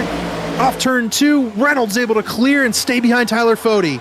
Oh, some big moves in the pack there. And Ethan Morrell is way up looking for a way around Johnny Thomas. I tell you what, oh, Chad Frankenfield's around right in front of Ethan Stanley. They wreck, but then Stanley's going to be able to make it through. Frankenfield in the wall hard. Racimus around. Caution is out. Oh, boy. 6th caution flag of the day. I saw that one developing. Chad and Racimus were 2 and 3 wide. Abbott's up top here. They're 3 wide coming off of turn 4. And Jesse's going to get a piece of Chad right here and spin out that 15 car. Right in front of Ethan Stanley. I mean, he is right behind this. I don't know how Ethan Stanley misses it. Josh Adams gets collected. And then I think that's it. Harrison Talent. We're going to have to go on board with Harry. And I think Ray misses it. Caleb Bakumer, extremely fortunate. Now, did anybody get collected up here? Maybe those guys coming back up the track? I don't think so. I don't think Johnny, Scott Crump, Ethan Stanley on pit road to get tires here. Weeks, Foti, Reynolds all stayed out. I think it was just a 4-car wreck here. And I was going to say, this feels like the caution that maybe was the one Ethan Stanley needed to get those tires. Maybe take a look at that nose damage that you had spotted. And try to go after these championship contenders on alternate strategy. Here's Harrison Talent. Able to get around Chad Frankenfield. He definitely loses control in that mayhem, but able to grab the brake pedal, get things woed up, and get back going. An impressive job by Harrison Talent to miss that one. And it didn't seem like Stanley stayed on pit road very long besides the pit stop. He definitely came down pit road to grab tires. I'm thinking that damage might only be cosmetic.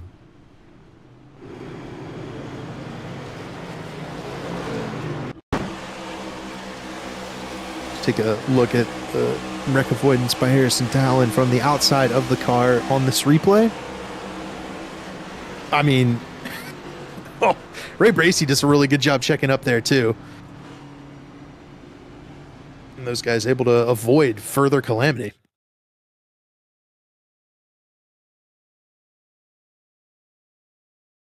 So what? No. Yeah. I think Harry was probably a little distracted by having almost wadded him up to slow up there. I think this contact is pretty incidental with Kyle Hanshaw. Hanshaw's pretty far off. He could definitely catch closer to the field there. But yeah. Oh, well. It took the lucky dog. That's annoying.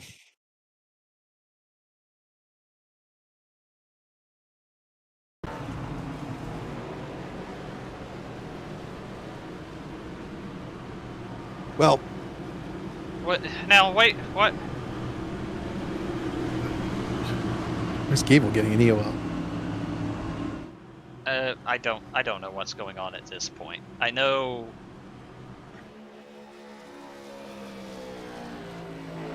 I don't know. Well, Ryan's getting an EOL to not cause issues on the restart because he's still trying to fetch up to the field. Michael Goodman just received the same thing. Okay. Kyle Hanshaw is not happy with Harrison Talent, which stands to reason after what we saw. But that almost collected a couple other people as he was showing his frustration. So that led to some other people being upset on the radio. And you love to see that when the guys battling for 20th are, causing scenes on the radio in the championship race. Yep. Fortunately, we can't hear the radio. We're up here going green with 19 laps to go. Bad restart for Tyler Foti on the bottom of the racetrack. Matthew Weeks out to a huge lead, and he's pulled Burrell, his teammate, through to that second spot. It'll be Cutlip and Foti side by side for this championship lead, with Foti on the bottom, Cutlip up top, Reynolds following in the tire tracks of Tyler Foti. And they're sideways off turn 2. That's Ethan Stanley down there near the apron. He's making up big ground. Stanley had to take huge evasive action. Johnny Thomas and Carlos Acosta almost came together in front of him. Acosta got loose, and Johnny bailed hard to get away from it, and it ended up picking him up a couple of spots. Contact between Hogan and Crump going into turn 1 here, right in front of Ethan Stanley again. Chris Wright, the first car, I think, on fresh tires. He and Johnny Thomas are the ones rolling through the field the quickest. Right now, Jonathan Cutlip has the lead of the championship 4. Tate Lytle up top around Tyler Foti. Foti's going to have to fight back on the bottom, but he's really not in an advisable spot. Corey Abbott, a piece of the wall off 4. Lytle to 4th. Foti back to 5th into the clutches of Blake Reynolds.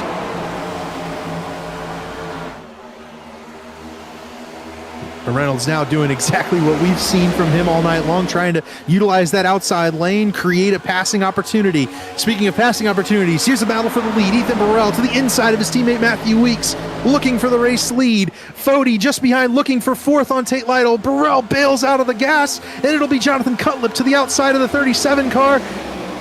Here comes Tate Lytle as well, looking for 3rd. And Cutlip wants to put as many cars as he can between himself and the 66 and the 40, who are now side by side for 5th. Scott Crump up to the outside. He's just behind Tyler Foti, his teammate. Big push from the 90 to the 40. That gets Foti clear of Reynolds to alongside Ethan Burrell for 4th. Foti trying to battle back and get up there to challenge Jonathan Cutlip. Don't forget these guys on fresh tires. Chris Wright, Johnny Thomas, Ethan Stanley starting to make their way into this top group, though Stanley's still a little bit further back. He's still behind Corey Abbott. It's Thomas and Wright that are the 2 fastest cars right now on those fresh tires. Cutlip challenging for the race lead up front. Got to the outside of Matthew Weeks. Jonathan Cutlip rolling that outside lane, looking for the race lead, looking for the clean air, and trying to grab a championship. And now he's out front. He wants to run away and hide and hopes that he can build up enough of a cushion that even Ethan Stanley, if he were to somehow get through all these guys with fresh tires and even pass Tyler Foti and Blake Reynolds, you got to chase him down. I'll tell you what, I don't know if Stanley has fresh tires or if that car might be damaged still. Reynolds to the outside of Tyler Foti, followed Scott Crump through on the outside lane. Now Chris Wright with the fresh tires is alongside Tyler Foti, going to make it really tough for Foti to fight forward. Crump up to 4th, Wright to 6th, Thomas working to 7th right now. Those fresh tires are a godsend for those cars trying to fight their way forward. So I'll ask you, boss man. Chris Wright goes out and wins this race. Does he have second thoughts about retirement? I think he'd walk off into the sunset, but he's more than welcome to. It'd be sure pretty nice to see that 9 car in victory lane. He's working forward right now. He's pushing Blake Reynolds. Jonathan Cutlip, the race lead. Scott Crump fighting Matthew Weeks for 3rd. Here comes Wright to the outside of Reynolds for 5th. Good run down the back straightaway for Chris Wright. He might get to the outside of Crump for 4th. He's got to have somewhere to go first. 2 wide in front. Weeks and Crump Best of friends right there, not giving each other any room here with 17 laps to go. Jonathan Cutlip still the race leader. Here comes Tyler Foti looking to the outside of Blake Reynolds, trying to fight their way forward. Crump not giving any room to Matthew Weeks right now, but he can't afford to. He's got to go out here and try and grab this win. Crump has fresher tires, but not the freshest. Oh, yep, big crash in the back. And that'll stack him up once again. Jesse Racimus hard into the outside wall. The caution is out. It's not what Jonathan Cutlip wanted to see. 16 laps to go. That one had the no-no smoke as we cut to it on the live camera, and yeah, head contact on with into Caleb the fence. Pecumer.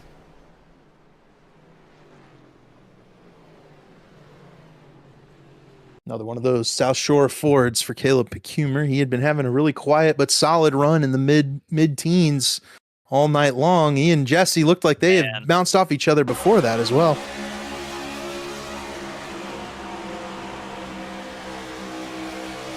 Caleb hit that bump in 1 and 2. We haven't talked about the track and its qualities very much tonight. That bump in 1 and 2 is a handful, and that's what got him a piece. And now that might even have been a little bit of that net code that we talked about with regards to Blake Reynolds. Everybody on pit road except for Ethan Stanley. Well, out of championship contenders.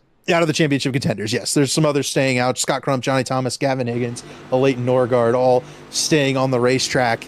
But Ethan Stanley is one of the drivers who has elected to stay out. Oh my. Oh boy. This race has absolutely gone haywire in the closing stages. 15 laps to go. I mean, this is, I would say, an excellent call for Scott Crump, Johnny Thomas, anybody who stayed out right here. I think these guys have done the right thing. He might not win the race for this, but I'm willing to bet there will be at least one more caution. And that's what you're betting on, right? If enough of these cars stayed out, and plenty of them did, then can you hold on to one of those top spots, maybe even win the race with this strategy? A lot of those guys also 2 tires, I think. Do we have pit times, Dave?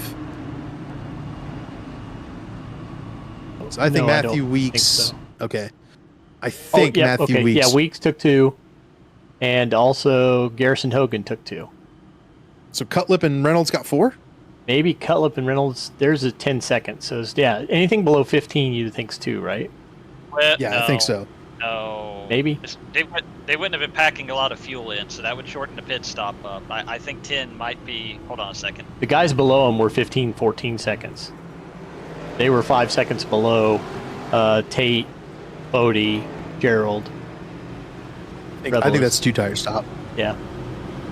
And I think you do want to fill it full of fuel. I think that'll help the handling of the car. Okay, yep, 2 tires for Cutlip. Yep, Cutlip for 2. I think Reynolds is going to have 2 as well. Tyler Foti has 4. So we have 3 different strategies among our final 4 contenders. Ethan Stanley is elected to stay out. He's got about 5 to 6 laps on the tires of that 91 car. Then you've got 2 tires, 2 right side tires for Jonathan Cutlip and Blake Reynolds, and then Tyler Foti will be on 4 fresh tires coming forward from 15th spot.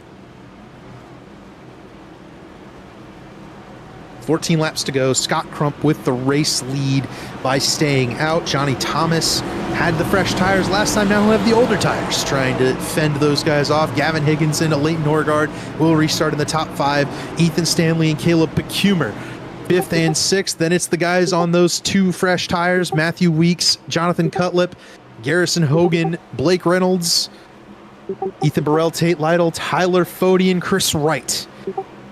Pace car is off. Scott Crump leading them towards that restart zone. He'll fire away early, giving Ethan Stanley a decent restart on the bottom. It bottles Blake Reynolds up top. Cutlip and Stanley move forward, but it's Gavin Higgins that's going to grab second away.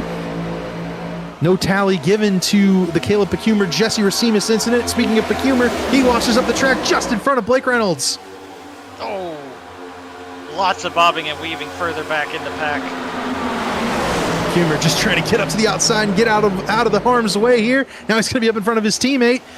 Reynolds trying to cut to the middle. There's a challenge for that top spot in the championship. It'll be Jonathan Cutlip with the 2 right side tires firing ahead of Ethan Stanley.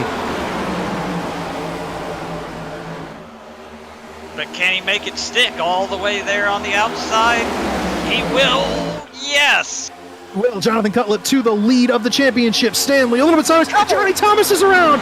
Johnny in front of the field. They're in a wash up in front. I don't think anyone else got involved. Oh, it's of course Johnny's teammate Kyle Hanshaw that piles in at the end. Johnny and Gavin Higgins making contact at the front of the field.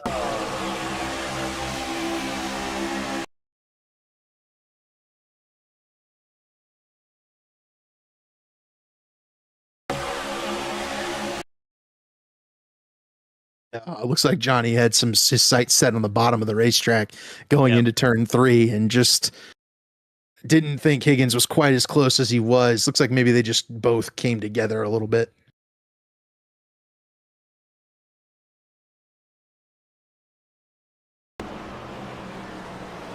I thought Higgins was going to come up into the pack, right into the Tyler Foti-ish area.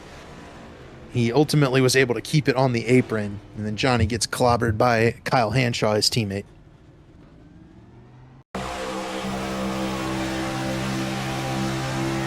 Here's what Kyle Hanshaw saw. Be careful saying that. We're fine. We're gonna stay high. We're gonna stay high. Uh-oh. Yeah. That's a tough break. The Kyle Hanshaw Racing Chevys both taken out, and one of them from the top 2 spot there in Johnny Thomas. So that caution flag stacks the field up once again. I would argue that gives Jonathan Cutlip a really, really good chance here. However, we talked about it a little bit earlier, and noting how they're going to restart this race in a couple of laps. Scott Crump is a Lake Norman Motorsports Chevrolet.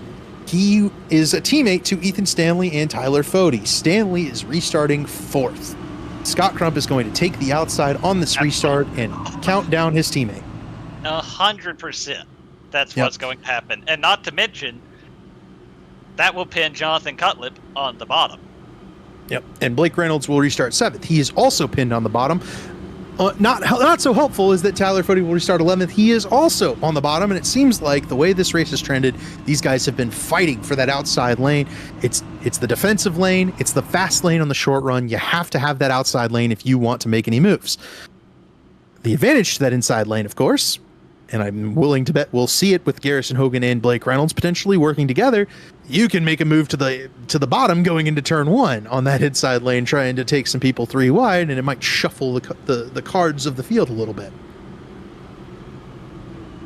There you see the 1 to go signal, and indeed Scott Crump making it quite clear he's taking the outside for this restart. And for those who maybe haven't been watching all season long, this is not like, the real life NASCAR Cup Series where we have a full field choose rule, because that's not really a function at this time on iRacing. But the leader does get lane choice, and then everybody else just has to line up inside or outside based on their running position in the field.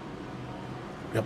And so Jonathan Cutlip will be forced to start on the bottom. Scott Crump will, and we say will, he is going to count down his teammate Ethan Stanley. They're going to figure out the best plan of attack to get into this restart zone and get out of it with Ethan Stanley firmly in control of that championship. And he's going to be on older tires than Jonathan Cutlip is Ethan Stanley. He's going to have to, to fight and defend with all he's got, but a lot of adversity has already been overcome for Ethan Stanley to be in this position.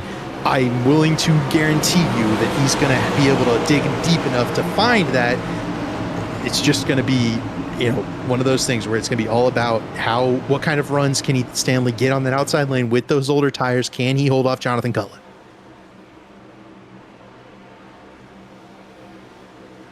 The pace car is off. 9 laps to go after our 8th caution flag of the day in the St. Jude 250. Scott Crump heading towards the restart zone with his teammate Ethan Stanley. They did not get a too great of a team restart there. Ethan Stanley unable to take advantage. Hogan down to the bottom. Oh, Chris Wright sideways. He and Gerald Campbell got together. There might be a yellow flag. Got to get what you can now.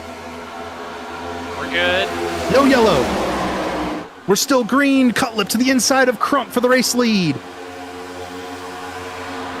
And that would be big if he can get around Scott Crump here. Ethan Stanley's got to go all the way to the outside. He might go too far. He might be Too high. Too high for Ethan Stanley. He loses that spot to Blake Reynolds. Here comes Tyler Foti in the 40 car. Foti working to the bottom. He's got 4 fresh tires. He's got fresher tires than anybody in front. And now he's on the back bumper of Blake Reynolds, but it washed up just a little bit. Not able to get it done. It's Cutlip with the race lead in the clean air. Everybody fighting behind. It's Hogan in second. Reynolds third. Weeks working to fourth around Crump. Here comes Foti working after Crump as well. 7 laps to go. 6 at the line. And Blake Reynolds with another one of those fingernail saves across Scott Crump. And now he's holding off Matthew Weeks. He's got that teammate in front of him, but they've got to chase down that 5 car. Jonathan Cutlip with the race lead, with the clean air. Tyler Foti to the inside of Weeks. Reynolds to the inside of Hogan. A little, co-opetition between Foti and Reynolds. They've got to get around Hogan and Weeks and battle it out for the championship, but Jonathan Cutlip is sailing away. It'll be 5 laps to go at the line. Hogan into the fence. Reynolds is clear into second. Foti will probably not be far behind with those fresh tires, but now they have to erase nearly a half-second deficit to Jonathan Cutlip. Jonathan Cutlip on rails right now. 5 laps to go. Hogan trying to hold back Foti down the back straightaway. Reynolds out front of the Hogan machine, and then it's Tyler Foti working against him behind. And just that battle between Hogan and Foti is going to allow for Blake Reynolds to settle this out with Jonathan Cutlip.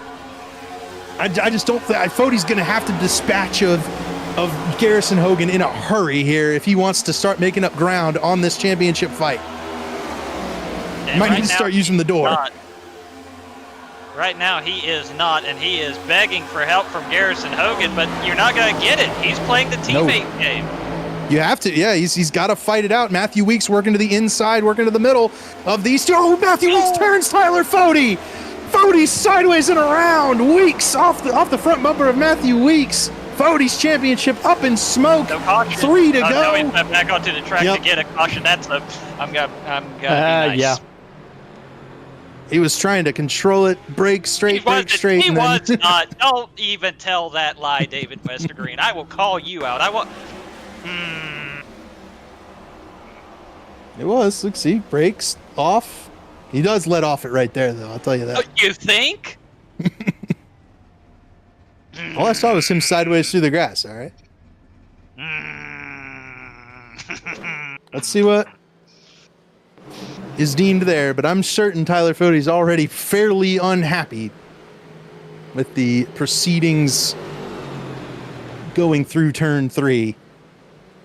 As it stands, Jonathan Cutlip is going to be in the catbird seat for the championship race.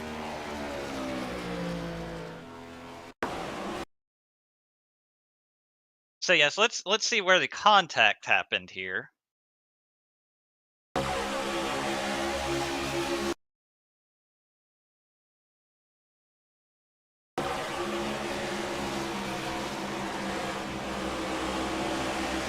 Matthew Weeks got a run, poked it 3 wide here.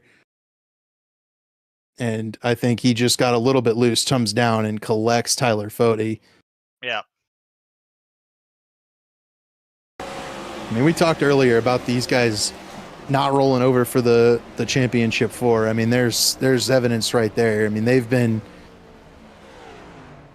getting a hold of it all race long and given every little bit of racing and no space whatsoever, and they've had to fight their way to the front.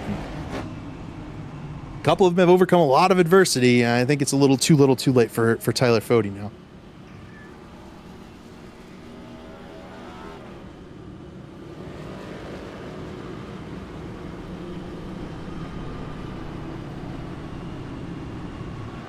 Ethan Stanley's on pit road.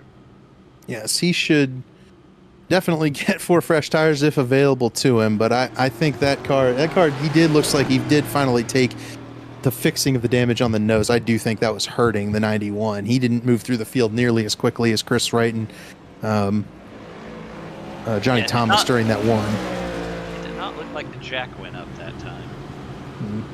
So damage fixing, pit stop for Ethan Stanley. The two Lake Norman Chevrolets fighting for this championship are going to be at the back end of the lead lap and hoping for a extremely chaotic final 3 green-white checkers. Which lane do you choose here if you're Cutlip? Do you break up the teammates, or do you go up high and pin Blake to the bottom? I go up high and pin Blake to the bottom. I think you have to keep that guy down as much as you can.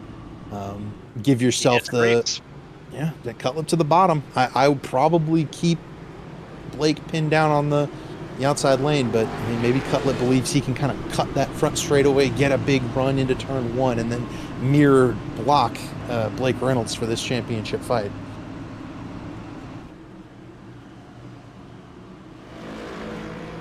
He's not going to get any pushes from Garrison Hogan. We saw just how much Garrison Hogan was defending against Tyler Foti there. I mean, Hogan's going to be on it, but not, I don't think, trying to interfere with this championship fight. He's just not going to push Jonathan Cutlip through. I think Cutlip might have gotten a little bit of a courtesy push from Matthew Weeks. So that's where I think the outside might have been more helpful. But I think choosing the inside here, the game plan has to be, and of course Jonathan Cutlip is free to prove me wrong, he's better than me, but it feels like the game plan here is fire as early as possible in the restart zone and try to clear the 66 before you get to turn 1. Yeah, I think that's what you have to do. Try and get in front of him, clear him. I'm willing to bet, though, he doesn't fire as soon as they get into the restart zone. He's going to try and mess with Blake's timings. If he goes as soon as they get into the restart zone, Blake is going to just go right then as well and stay with him. Here we go. Pace car off. 3 laps to go. Green, white, checkered. Cutlip waited a little bit in the zone. He does get clear of Blake Reynolds, and Reynolds is going to have to fight back here with 2 laps to go. The battle for the championship is on between 2 of our best drivers in the series. Blake Reynolds, Jonathan Cutlip fighting it out. 2 to go. Here comes Reynolds with a big run through 1 and 2. It'll have to be Cutlip on defense to defend for the championship. Reynolds fires into turn 3. Side by side, this is a championship fight coming to the white flag. They're bouncing off each other. Off each other they go. Blake Reynolds and Jonathan Cutlip. Matthew Weeks going to get in the middle of this fight.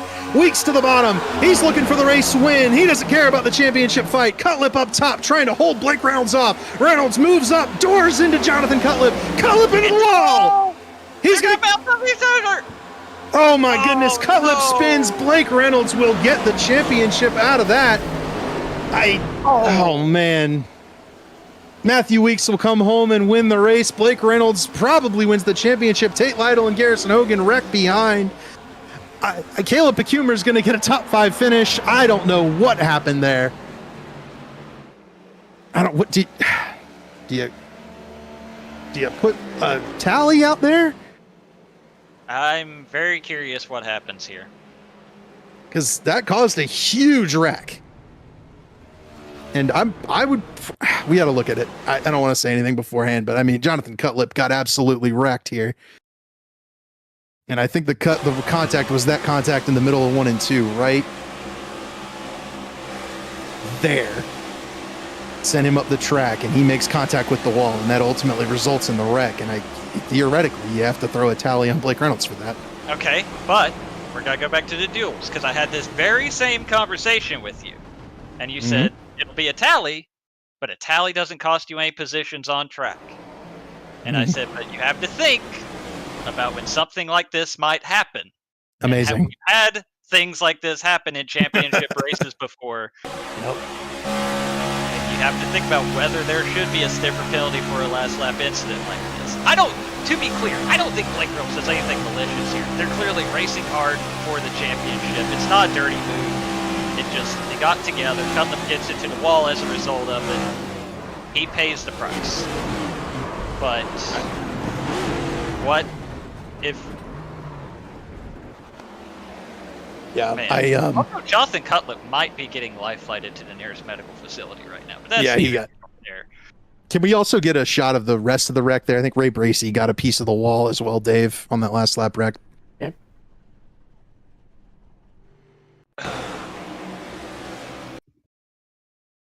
It was just behind that initial incident. Oh, okay, so we had a separate incident. Looks like Norgard goes up. Gavin Higgins pushing Bracey up. Bracey gets a piece of Norgard. He's going to get a piece of Chad Frankenfield down into Carlos Acosta. That collects Ethan Stanley. Then the big, huge wreck happens here in turn 3. Look at all of those cars. Ray Bracey keeps it on the apron. He's going to come home P12.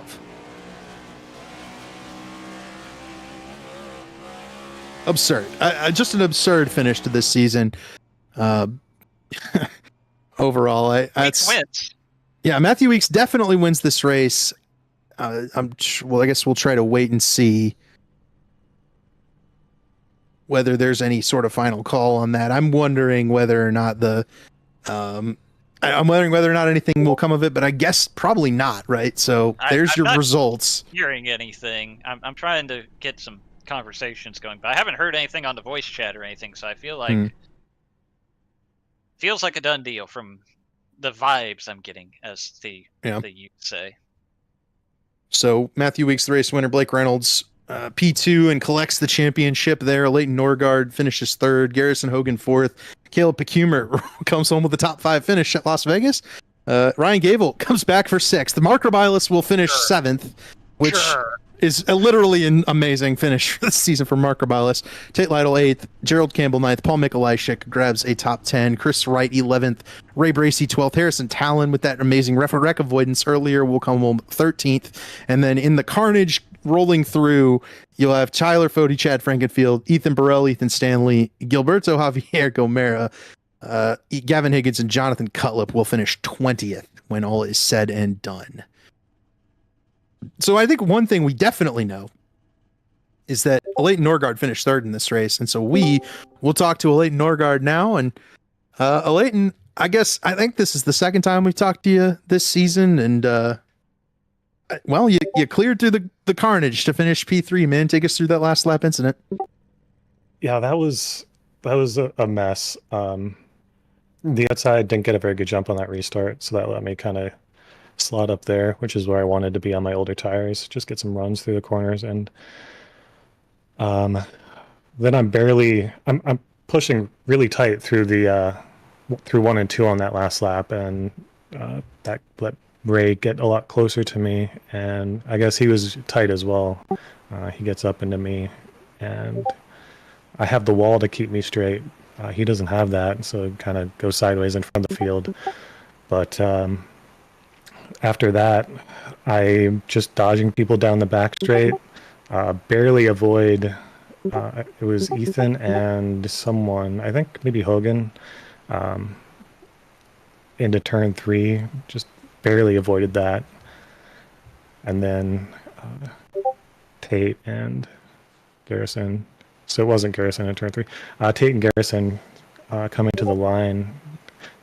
I was gifted this. I was hoping for a top 10, but can't argue with the podium. And certainly just a crazy night, and obviously you've discussed that a little bit, but with, especially those last 30 laps or so, did you ever think a podium was really in the cards tonight? Because, it was just such a crazy evening, and it just kind of, everything worked in your favor there at the end. Yeah, after that, the caution with about 30 laps to go, something like that, I had pit and taken my last set. And if it had gone green from there, I think a podium would have been doable. A win possible. It would have been a fight for sure, but with the tire advantage I had at that point, I was hoping for at least a top 5 for sure. But after the next caution came out and everyone else had fresh tires as well, I was resigned to just hoping for a top 10 at best. I was hoping for yellows to kind of burn some laps and keep me up towards the front. But it sucks for Cutlip. I was hoping he would get the championship here, but I know it's not the way Blake wanted to get his, but just chaos, last lap chaos. Yeah, Leighton, are you, I guess we'll ask you, the next season plans, you coming back, you looking forward to, Daytona and getting started again with the new season after such a good, strong finish to the year? Yeah, I've been up and down on Cup through the season, but I am I'm going to be coming back, running just about everything next season, everything that I can, and then broadcasting ARC as well. So a lot of busy nights through the week, and we'll see how that goes with my wife. Any shout outs here for us tonight, Leighton, before we send you off? My teammates over at Abbott, Corey, of course, and Brent running here tonight, but also Andrew Hardcastle, Kale Pocock, all those guys. I'm definitely forgetting people. Will on race control on most of these races. But yeah, good group of guys. And shout out to you guys for putting on a good broadcast week over week, or week after week. Yeah, we appreciate you, buddy, and congratulations on P3. We appreciate you for broadcasting ARCA, and we'll see you next. I think y'all have a race next Tuesday, so tune in for that one. Yep. Thanks, guys. That was a Leighton Norgard RP3. We'll skip ahead and go to our race winner, Matthew Weeks, here, and talk to him. And Matthew, you, I would say, showed a whole lot of short run pace for about the first time I've seen in a long time. And you led a ton of laps tonight and took it to those championship 4. I take you back to last week, man. What could have been to get you into this race and give you a chance to go out here and win this one? I think the whole round and that last round, I needed to be better. Like, it's so hard when you race Foti, Blake, John, and Stanley. These guys run top 7 every week. So it's like once you get to that round, you have to win. And if you don't have enough bonus points to get that 4th spot, it's just like you're SOL. And then I just didn't run good enough. Like, I competed with John. We were right there. And then John ended up winning Homestead. So I don't think there's much I could do besides probably be faster at Homestead and win that race to be here. So yeah, of course, going through those last few laps, obviously there was the contact with Foti, but then that sets up the green-white checkered, the pass for the lead. Just a lot happened there at the end of the race for you. Kind of walk us through what put you into victory lane here. Yeah, I feel bad because that's not how I wanted that to happen. I knew Garrison was tight because he didn't put enough fuel in it, so he was really, really tight on his 2 tires. And then we were going, and I told everyone, I was like, I was here to win. I told John before the race, I was like, no matter the championship, guys, I was like, I'm going to show up to win the race. I'm going to race everyone hard. And we just so happened to come out of the corner because I ran the middle to get a little side drive. We started sliding up, and Garrison's getting tight. And literally right on the exit, we're 3 wide. I have my nose just right there underneath them, and I couldn't wash up like I wanted to. I returned Garrison. So I was just trying to keep a balance, and I was turning a little bit too much more than I should have to stay off Garrison, and I got loose as Foti was coming up too, and I tagged him. Like, I feel bad. It was not intended. What I wanted to do was what I did with Blake and John on coming to the white flag right there. Cut the apron and pass them both with that momentum at a 4 in it. I just couldn't. I was just put in a bad spot right there in the middle. And I feel bad, but I'm glad to win in on a high note. It just sucks I took a championship guy out of it. Like, I feel bad. And what he said, like, I don't own my stuff. Like, I owned it. Like, I'm racing hard. Like, he wanted us to lift, and it's like, dude, we're here to race. I know you're racing for a championship and all, but, like, I wanted to win the race. I didn't want it to end up like that, though. That I feel bad how it happened. Straight 100%. I'm sorry to Foti. I was just trying to race hard right there to the end of the race. And then the restart, I forgot it. Yep. And then the restart, I knew Blake was going to make a move.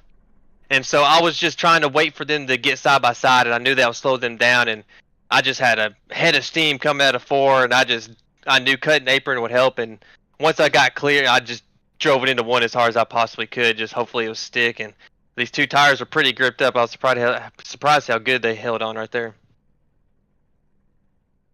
Taking you forward to next season, obviously, ending the season on a high note is super helpful with that momentum shift. But you got next season, you're going to be able to kind of go up here and compete with these guys. Obviously, you talked about it, being a little out of it in this latest round. You were strong all season, so it feels like next season could be like a stepping stone for next season.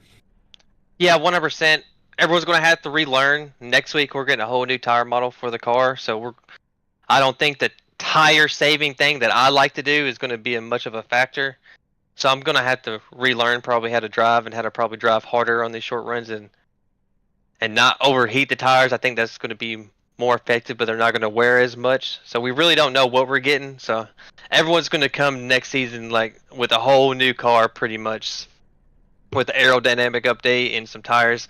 So I'm hoping to get more time doing that. I know, like, I started the season off good, and then I just quit racing. Like, besides just league racing, it was like I quit getting seat time in. I started playing other games. I mean, Marvel come out, and I got hooked on that. So that's pretty much where my time's been at. So I'm gonna get off that game, try to get some more racing in, and gonna have to learn the new tire model and all. But I feel good. I mean, we show up every season to be a championship contender. I feel like we do that most of the seasons we race. I think this is the first time I missed a Champ 4 in I don't know how many seasons, besides the one I went on the cruise. So it's been a while. I'm so used to running up there, so I'm glad. In the season momentum, we're going to show up at Pro Edge next season. You know, Trey's coming back too. We're gonna come back strong, and we're gonna win some more races. And before we let you go, of course, let's get those shout outs on this season and ending it in victory lane. Shout out to you guys. It's been a long season. Some good races, some bad races, here and there, but it's been fun.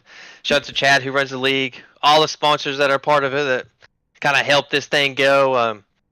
All the champ guys, good racing with everyone. I mean, I was racing up front with all of them on the night. We were racing hard and fun. And I apologize to Foti again. Not what I intended. I feel so bad that it ended his hopes. I'm so sorry. That's not how I wanted it to go. And I don't race like that. Everyone knows that. Just so happened to be unlucky right there at a 4. And my boy Justin Vandermeer, hit him up. JV Designs with this beautiful scheme. We're going to show up with the scheme next season because it looks so good. Sucks for John. He was up there running really good, and he had it. And I think I caused it kind of a little bit when I gave Blake the dirty air, so I feel bad about that too. But I was here, like I said, I was here to win. Shout out, JD, John as well at JD Designs. He makes amazing paint schemes. Everyone that watched, Betty watching the Ethan's, hope you enjoyed that. Glad to walk away with the Pro Edge victory at the end of the season. We appreciate it, Matthew. Congratulations on your win there, and we'll look forward to seeing you next season at the Daytona 500, buddy. All right, man. Thank you. All right, and with that, let's go talk to our champion of the series this year, Blake Reynolds. And Blake, take me through that final race, because I mean, you were right there all along, but especially take me through the last couple of restarts there where you were able to get around Jonathan Cutlip. Yeah, I knew I didn't. We only had the one set of tires left with, I don't know, 30, 40 to go. Stanley took it first, and then 10 of the cars did, and I knew I just wanted to wait for another caution. It came.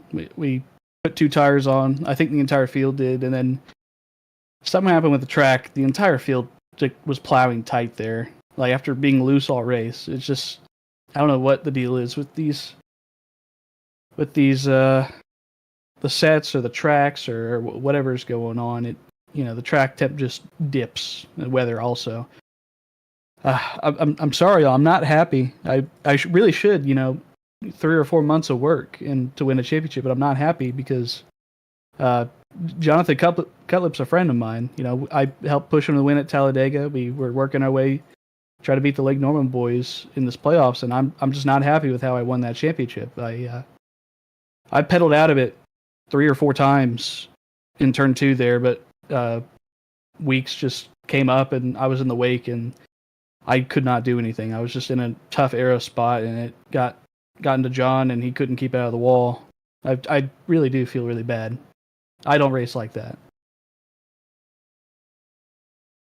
Definitely a tough situation there on the last lap, like you say, with the battle there 3 wide at one point. With that said, I mean, you get down to the end of the race there. We had seen all night the moves you were willing to make to try and get this championship, get out front, win this race perhaps.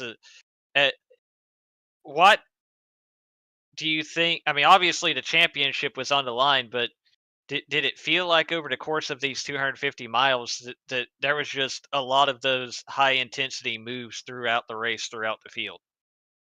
I just wanted to prove to myself that I could make any move I wanted. I kind of had something in the tank the whole race. I had on the box tonight, I had Dylan Duvall and Zach Novak. Shout out to them for helping me out tonight. I just wanted some extra eyes in the skies for helping me out. They're my Channel 199 Coke Series drivers. They graciously helped me tonight. And we had the race on lock. I felt like in terms of our strategy and when we were going to push, I was just keeping it very tempoed. Really where we lost the race was when people took that last set. I didn't know if that last caution was going to come out, if I was going to be able to take my last set of tires. I thought Stanley and Crump and all them had it. They were charging up through there. Chris Wright, I think Johnny Thomas too. Yeah, I just... but we got that yellow, like I said, and then the track just changed, and it's happened every race where we have cautions at the end. The track just gets plowing tight. It gets really fast because it cools down. Rubber on the track, you just can't do anything. Whether that's whatever the sets are, whether, like I said earlier, sets, weather, whatever, it sucks. It hurts the racing at the end of the races, and unfortunately creates situations like what happened off of 2 there. But I'm still happy, deep down right now. Later on, I'm sure I'll be glad I won this championship. But again, I don't want to win like that, and I'm glad I could get the Channel 199 Sim Racing Track Racer Drink Machine Works Toyota in second place and secure the championship. Blake, taking you, looking forward next season, I guess the first question would be, you going to come back and try to defend the title? And then, it's a couple of months away. So, what are your plans going forward, especially when it comes to Elite? We've been fortunate to have you here this season, but we just want to check out your plans for the future here as we close this season out. Yeah, I'm signed up for next season, paid also. I'm sure they'll make Chad happy. I'm also signed up for the Xfinity Series. I've been missing that car. I have a Pro Series championship in that car in 2018. I think I did that. And it's always been a car I've liked, so I want to race that car more. And it always looks fun. I've been watching those broadcasts, and looks like fun. So I thought I'd sign up for that series. And yeah, and again, I'm going to race Cup and defend my title.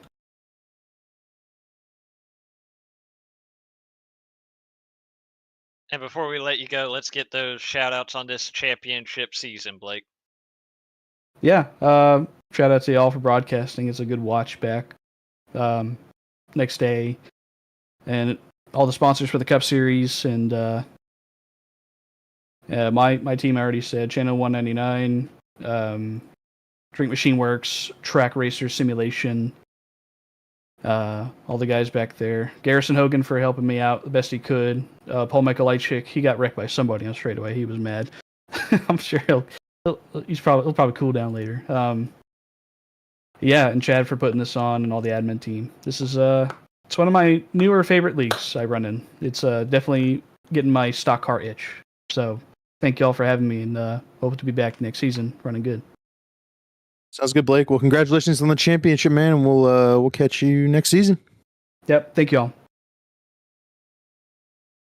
I'm gonna go ahead and also do one quick quote. I sent him to the Infield Care Center. Do one quick question with Jonathan Cutlip here as well, and kind of get the other side of that coin. John, really close to picking up kind of a sweep this week of the championships. You won the championship on Monday, but wind up about a half a lap short here in this one. I just wanted to give you a chance to say your piece regarding that, final lap and final stretch. Yeah, I'm not really sure what was going on the last few wrecks there. Really didn't need the last couple to get called, but it's pretty much the standard where just hard racing for little to no gain and just ended up on the wrong side of it. I had a good restart on the final restart there. I was able to get a pretty clear gap going into turn 1, and from what I remember, he had a pretty good run going into 3, and I didn't want to give up the top because he can defend better on the top, and he had a really good one in 3, and we were door to door going into 1, and I'm not sure if the car that shot to the bottom end up in dirty air or what happened. Just all of a sudden we're in the fence and yeah, pretty much downhill from there.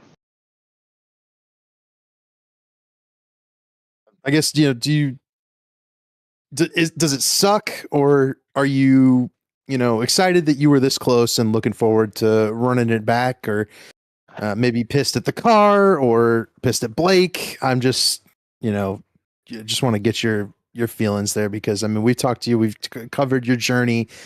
It was just that close to finishing it off really strong, and I think I'm disappointed for you, certainly, and just wanted to give you that chance to kind of express your feelings there.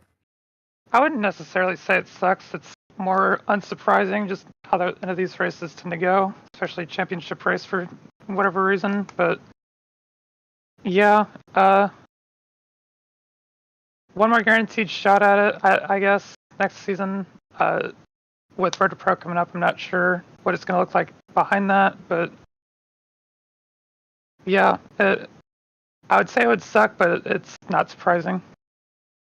Gotcha, man. Well, congratulations, and on a good season. And we'll finish it on a somber note, but good luck next season, and we'll look forward to hearing from you again come Daytona. Yep. Thank you, Race EPI, Field Up Racing, all the teammates. Thank you to you guys, David, and Zach. Hopefully, the race was a little better than how it finished for us, but it was fun racing up until that point. Yeah, it was a fabulous race. It was really, really fun up until about the last couple of corners there. But yeah, we appreciate it, buddy, and good luck. And hopefully, yeah, it's as you said, right? Just unsurprising, and you're ready to get it back next season. Yeah, have a good night. And that'll finish off the 2025 A season with a chaotic finish there in the St. Jude's 250. Remember, June 23rd. We've got a charity race. Please do donate to St. Jude's and come race in that, run by Justin Wadsworth, the driver of the St. Jude's Chevrolet. So, Zach, any final thoughts on this season before we wrap it up with Blake Reynolds winning this championship in dramatic fashion there as Matthew Weeks takes home the race? Well, certainly, Blake Reynolds has been one of the stories of the season, rookie to the series, but the former championship contender in the Coke series, and it took him a little while to even get that first win. And we talked about, how what a testament that was to how tough this series is. But ultimately, the playoffs rolled around, and he had almost one of those Tony Stewart runs, right, where he just for a while there he literally could not lose, set a record in this series for most consecutive wins. And ultimately, it was not a win tonight, but the second place finish does get him the championship. Man, what a heartbreaker for Jonathan Cutlip. I can't.